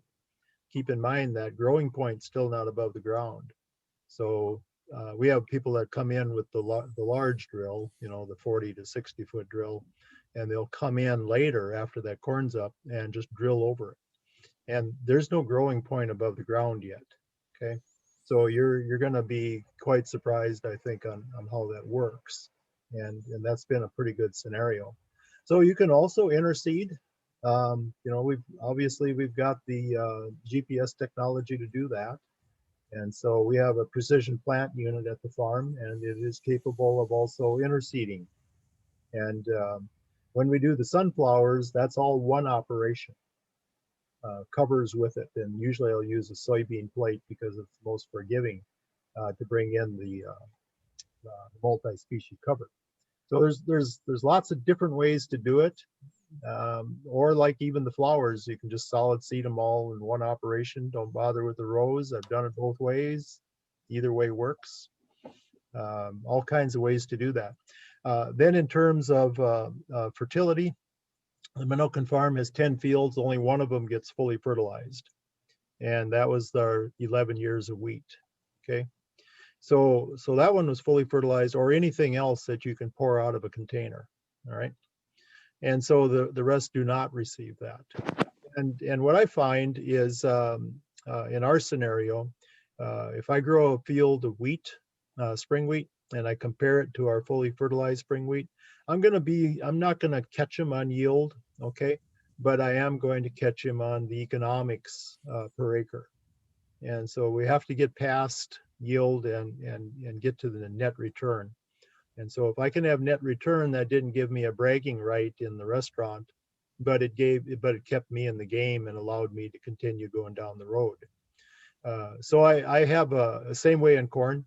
I can fully fertilize a corn, a good corn yield, fully fertilized in our neighborhood right there is maybe 120, 125. There'll be years where you might go lower or higher, but maybe an average is somewhere right in there. And this past year we did the corn, no fertility, but I put the bioinoculant on. And if my remembrance is right on that, that was an 85 bushel corn yield. And so no fungicide, no insecticide, no commercial fertilizer. And then I have an opportunity to foster life. But bringing down some of that fertility, that's your call, okay? But if you're going to look at doing that, I guess what I showed you today was I'd look at my biology. Do I have the workers to do it? If it is your goal, okay? Maybe it's not your goal, all right? And then the cover crop becomes very important because after John explained, we're only going to get a certain percent of that nutrient into that corn plant or that bean plant or wheat plant, whatever it is. If you don't have a green cover afterwards, there's no place for that inorganic nutrient to go. It's going to go up or down. It's going to be in our water systems. We need a green plant to control that. So if you're fully fertilizing and you're not using a cover crop, that's a tough exit. If you read Darren Qualman's book, Civilization Critical, he explains that in our cropping scenario now within the last 100 years, it's kind of like a pipe. And we put things in one end of the pipe and they come out the other end of the pipe, okay? And it isn't just grain coming out of the end of the pipe. And so we have all this excess nutrient, we have pesticide residue, we have all that. And if we think we don't, we're kidding ourselves, okay? We have that. And so if we have a cover crop, we start to be able to gather up this and secure it in place so it stays in that field and then can be degraded. But you got to have a working biology to degrade it, to break it down again. If you don't have a working biology, then you're still up against that scenario because the biology does all this for us. So didn't mean to go on that. But. You made some good points there, Jay. Next question would be from Kevin. Hi.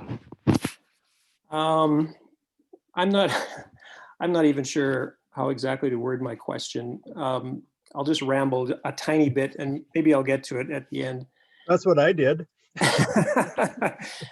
It seems like, so I've been following the soil health movement for a while, and this is not, anything that I'm going to say is not to try to disregard anything. I'm a believer. I've drank the Kool-Aid. I'm trying to seed cover crops and trying to dial back my nutrients, all those things. It just seems that there are different schools of thought in terms of how one should approach this all.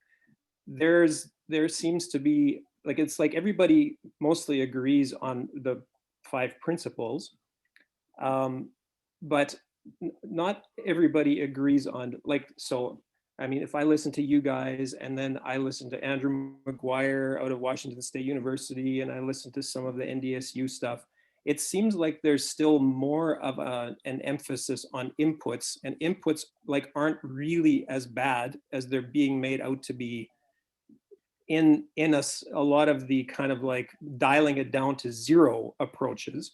Mm-hmm. So of course, excess anything is not a good thing, but so, okay, I'll get to a question about phosphorus in particular. So I just listened to a thing the other day with Don Flayton, I don't know if you know who Don Flayton is, but he just retired from the University of Manitoba, professor. He's been working with phosphorus his whole career. He's working with the Lake Winnipeg algae bloom problem about phosphorus. He says, you gotta keep putting phosphorus in your soil and try to maintain it at 10 to 15 ppm, because otherwise you are just mining it out. And the Glenlee Research Station has got a 30-year organic farm that hit the wall now recently because their phosphorus finally ran out. And then on the other hand, like there's the message of, oh no, we have enough nutrient in our soil to basically last forever. And the thing that I find difficult with that message is that, yes, we're trying to mimic nature, but nature doesn't export a crop every year. And so I would just like you to kind of speak to that concept. Well, I'll take a little swing at it, then anyone else can join in. Is that fair, Kevin? Sure. Okay. So let's just start with, you mentioned NDSU, who also came out with a report on phosphorus a few years ago. And John, you probably remember this one. But it talked about the phosphorus, how much phosphorus we've lost in North Dakota. And keep in mind, you know, a clay particle is gonna hold this phosphorus. So if you have wind erosion, you're moving a lot of phosphorus.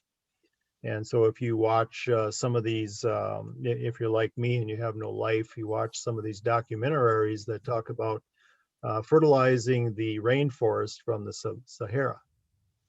And so what they're talking about is the phosphorus gets fixed onto a particle, and then the wind erosion gets into the jet stream, and then it lands again in the rainforest, and it fertilizes the rainforest. And so it's a pretty interesting thought. Well, that same scenario coming out of Africa, the world's longest linear conveyor belt is in Africa. And it's in the Morocco area. And you can actually, I guess, go on Google Earth and look at this. But it's about 60 miles long. And it moves phosphorus mines from phosphorus mining to the coast. Okay. And from there, it gets onto ships, et cetera. All right. And within the US, we still have some sources, some phosphorus remaining. And it's primarily, I understand, in marine reserves, but we do have some remaining, maybe in Texas, Florida, et cetera. And so then we start looking at this whole scenario and go back to the erosion that we've had in North Dakota with the Dust Bowl and all of that. At the end of the day, the estimate was that we had lost 75 years worth of present day phosphorus applications over the last 125 years of farming. Okay. So most of that phosphorus that we've applied in the last 25, 30 years is probably still fixed onto our soil, because very little of it that we apply, such a low percent, that actually gets into the plant. So then you look at how does phosphorus get released and how does it get to my plant? Okay, give that a little thought. How does that happen? Well, that happens with biology. And so the example you said, you know, they ran out of phosphorus, or did they run out of workers? Do they still have a conveyor belt to the plant from the phosphorus around the field, or is that in or out of play? You know, you don't know, and I don't know. And so we have all those scenarios. So I find it interesting when I bring in biology, I can move phosphorus to my plant. Here's a little mind twister for you. One of our wheat fields that was fully fertilized, I did a follow-up analysis for soil organic, for nutrient, standard soil test, and biology test, etc. I did that all in July while the wheat was still green. Okay, still hadn't gone to maturity. I mean, it's very green yet. Just started to make a head and all that. And so I did a plant tissue analysis on it too. And the plant tissue analysis said, well, you're short of nitrogen. Okay, well, I fully fertilized that field. How can I be short of nitrogen? Yield wasn't that great. And so I did a little more analysis on it. And when I looked at the biology, I had 0 mycorrhizal fungi. Well, if I have 0 mycorrhizal fungi, the only thing that's available to that plant is what can reach with its own root zone. Okay. Once it's exhausted that supply, it doesn't have a connection to extend another half a foot or 6 feet or whatever that mycorrhizal fungi could do for it. So we've become very accustomed to a degraded resource, and we just accept it as it's the way it is. It's degraded. And we're going to have to supply all this. Whereas in that really describes the first half of my career. And then when we start looking at how do we go ahead and build this back, and we start to understand the biology is such a missing factor in all of our best management practices, et cetera.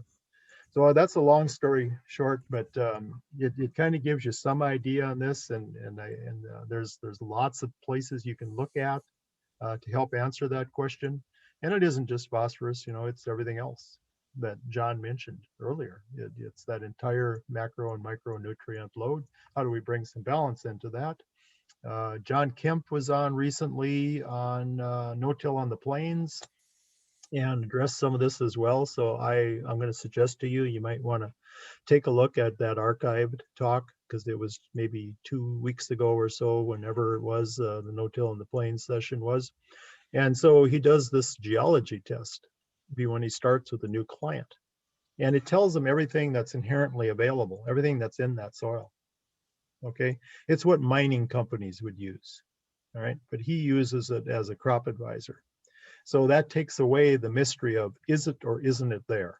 Okay, so he unravels that part. Still got to have the biology, still got to have the workers. Okay, but he starts to unravel some of that mystery. And sometimes we're in parts of the U.S. where it's not inherently there. They never were. They never had a glacier or any of these type factors. And instead of 120 years of farming, they might be in a part of the U.S. that's had 300-400 years of farming, and some tough times in terms of tobacco and cotton, and long history of degradation. So that's just some thoughts on it. Kevin, you've got an entire workshop question there, which you knew before you asked it. It's a good question. Okay, I'm gonna try and merge a few different questions together that were in the chat, that are somewhat related to this talk about needing to add biology. So specifically, kind of on the bioinoculants or vermicastings in the case of Menoken Farm. The first question is, what have you seen to be effective in terms of in-furrow versus maybe just coating the seeds with that? And then kind of a spin-off would be, you're adding this biology to the fields.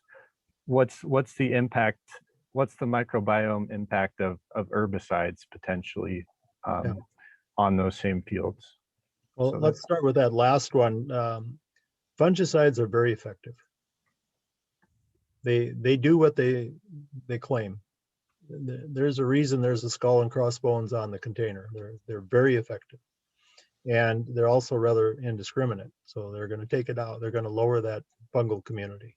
There's not much question of that. I mean, we know that.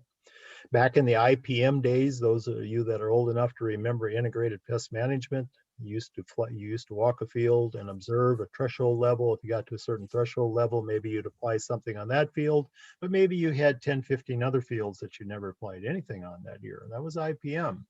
And now we put a seed coating on, and it's on everything, and it's also systemic. So you have a whole different situation on that. And with that line of thought, that's there. Okay. So now one of the first things we did at the Menoken Farm, we took out the fungicides, took out the insecticides because of their extreme effectiveness. So we want to build the entire community. Okay, that's different. So if you look at that from that viewpoint, what's the bioinoculant all about anyway? And I've been playing with it for 2 years, and I'm still asking myself that, but I'm also seeing some things that I can't really explain. Okay, and so I think that's telling me something, and I'm seeing an impact from that. Okay, so the bioinoculant, to me, what's critical there is it's got to be on the seed before it germinates. Okay, because the environment that seed germinates on, that's the important aspect right there. And when it has that kind of biology available to it, it's germinating in this high biological environment. Okay, versus one where maybe I've only got 600 nanograms available. That's very, very little biology. So there's a big difference in that germination factor. You can apply it later to a green plant, which I've done, but I don't see the same impact. But when it's applied to the seed, I've used the dry with a sticking agent commercially. I commercially purchased it, and I applied it, and I saw an impact on that. The worm juice, I think, has maybe a little bit larger impact, plus it allows me to put my own together, because I don't want to spend any money on it. All right, I've got a budget to work with, and I want to apply this, but I want to make my own. And I use the Scott Dowd's MR DNA lab, molecular research DNA lab, to decipher what's in there, right? And so this is kind of the start of it. And then I do tissue analysis and soil analysis. And you could say to me, Jay, if you built it, it'll come. You know, why don't you just work on it from that viewpoint? I did that for 10 years. And the 10th year, I applied the bioinoculant, and I still saw an impact. And so when I saw the impact, I said to myself, okay, is there something to this? Yeah, I would have to say there is. And I'm learning slowly more about it. I run the high tunnel garden entirely on it. And so I treat the seeds before planting. I give them 3 applications during the growing season. That's all they receive. If I have a disease, I use a drench on the leaves, and otherwise it's applied on the soil.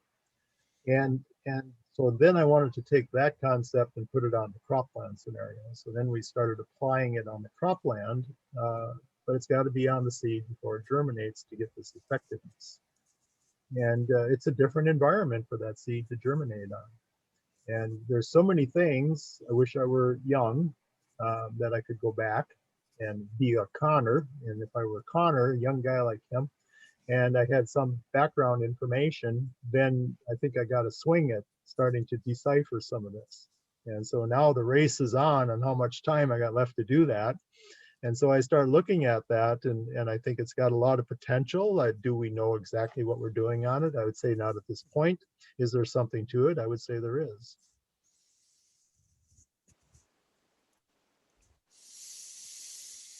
Connor, is there any more questions you wanted to lift up? Otherwise, I've got a question of my own as well.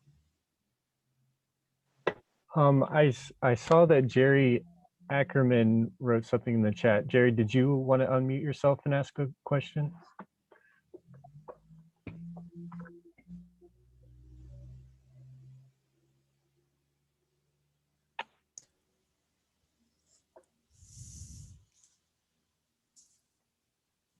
Okay, sorry about that.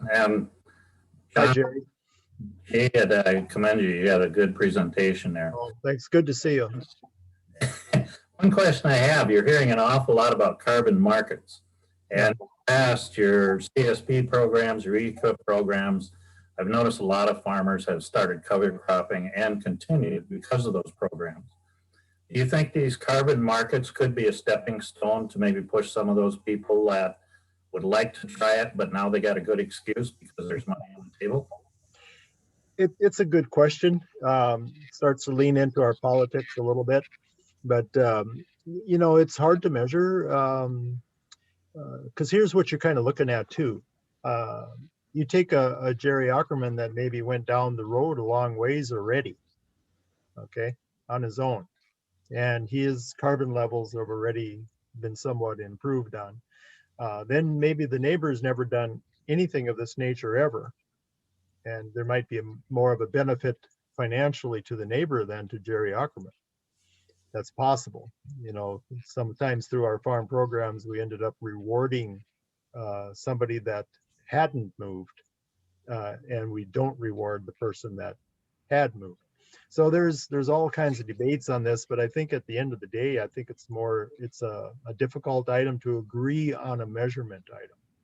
John, you might know a lot more about it than I do, but I think that's the issue I've always seen. It's a rather difficult item to secure and agree on uniformly across the board how we're going to do this, what form of measurement.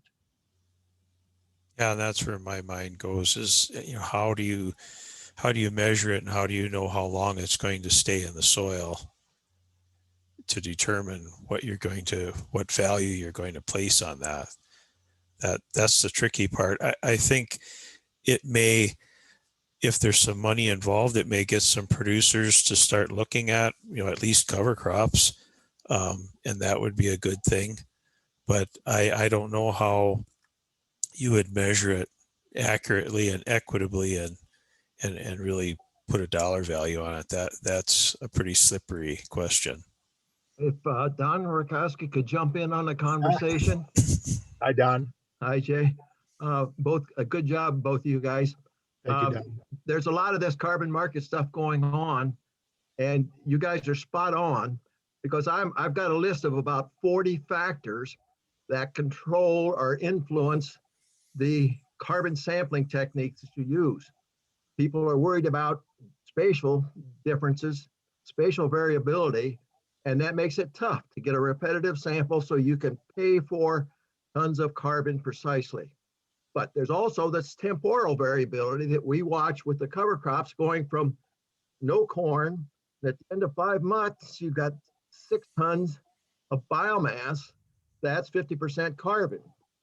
That carbon in 1 year, 70% of that carbon is gone with the first year of decomposition. And so it's a real challenge to determine precisely the amount of carbon.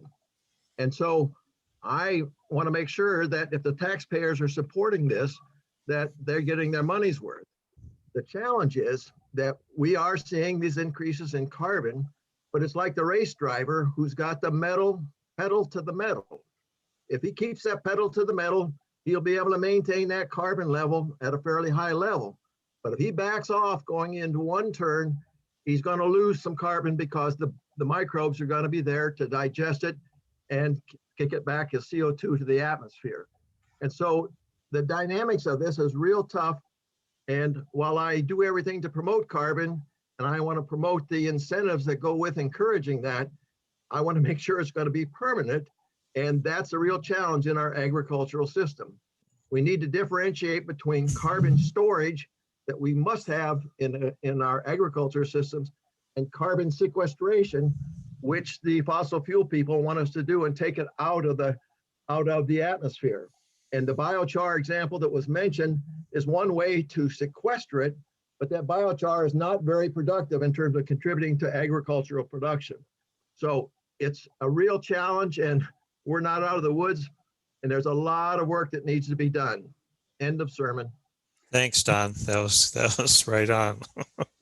I agree. Great. Very good.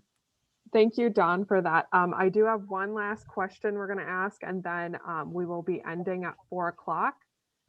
So the last question we have for Jay and John is, what is your futuristic look at the next steps for soil health and the overall picture in the next 10 to 50 years? John, that one's for you. I think, and I hope that the soil health movement, and by movement, I mean people understanding and learning how to restore soil health. I think economics is going to drive a lot of it, just like it did with no-till, where no-till cut labor, fuel, and fertilizer in half and increased water capture in the soil. I think understanding how to restore soil health and how that's going to reduce input costs, I think the economics of it is going to drive it. So the people who get it are going to be the people that are going to be farming the majority of the land in 20 years. The people that don't get it are going to have to find something else to do, unfortunately. But I'm hopeful that everybody gets it and everybody gets to stay on the land and reduce their input costs. Excellent. Yeah, Jay, you want to add anything? I have a closing comment I want to make, but I can also add to John's is, we're trying to transition from old sunshine carbon to new sunshine carbon. And if I keep that focus in my mind, then a lot of our future decision-making processes at the Menoken Farm start to make a little more sense to me, and you get a better vision on it. So no, I'm with John on that. But I do want to make a closing comment. Okay, Yep. So my wife and I are driving to Minnesota. True story. And this is intended for Minnesotans, not Canadians or South Dakotans or wherever, Iowans. And so we're driving to Minnesota, and she grew up in Aiken, Minnesota. Okay. And so she hadn't been there in a long time, but graduated from high school there and all that, and probably hadn't been back there in 10, 15 years or whatever, long time. So we're driving there, and it's going to be kind of a treat, you know. We're going to get a room, stay over, tour the town where she used to live, all this, you know. And it's an exciting time, and so we're going to Minnesota, and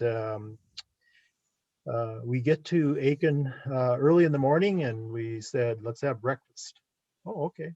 So we go, there's really only one restaurant downtown, so we go to the restaurant, we have breakfast. And kind of out of the corner of my eye, I noticed this gentleman is kind of observing us from a few booths away, and I just ignored it. And then I got up to pay the bill, and I told Kathy, I said, well, I'll pay, and then, you know, you can finish up and all that. And so I noticed out of the corner of my eye that this guy took my seat next to my wife as soon as I got up. Okay, so now I'm getting a little like, what's going on, you know, and I'm a little concerned about this. And so I finished paying the bill, and I go back to the booth, and my wife is talking to her boyfriend from 50 years ago. 50 years ago. And so I'm a little, John, this is for you. I'm a little uncertain, and I'm a little unhappy, and I'm a little probably insecure. And all of these things that you were talking about in combination yet. And so I made the mistake of saying to my wife, I said, do you suppose he goes here for breakfast every morning, hoping to see you again sometime? And that probably wasn't my finest moment on the ride home, but Garrison Keillor came to my mind for the Minnesota people, because he talked so many times about small communities and the things that happen in these smaller communities. And he was spot on for my wife and I, and her having grown up there. And what are the chances after all those years you'd drive back to this small town and have breakfast, and your boyfriend from 50 years ago is sitting there, and you can't wait for your husband to get up and then take your place. And so I thought this was just amazing. So I had to share that because it was just a human aspect, you know, and I just wanted to close on it for all the Minnesotans. No one else will get it, but the Minnesotans will, especially if they ever listen to Garrison Keillor over the years and all that. Anyway, I really enjoyed today, and all the great people that have been on here. And I see this as we all need to work together. And when we do, then collectively we're a lot stronger, and we start moving, I think, in the general right direction. And John, good to see you again. Appreciate it. Yeah, thanks for letting me be a part of this. I look at it as we're all students and we're all teachers. Well, and I think in Don Rykowski's case, you know, he is the old master, and you know, he's been a mentor for me, and I appreciate his knowledge, and we should tell him that. I mean, you know, I do, and I think today was just a good day to connect.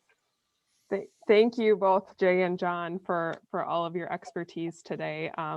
Really appreciated this conversation, and what stuck out to me most was the power of soil biology, and in both of your presentations, and what it can do for everything. That's what we're here for. So I want to thank everyone for joining us today. We will be sending out the recording in about a week of the presentations, and we'll also be sending out a survey to just get your feedback on your experience with our online platforms. So we really appreciate you all, and have a good evening. Thanks. Okay, take care. Thank you, everybody.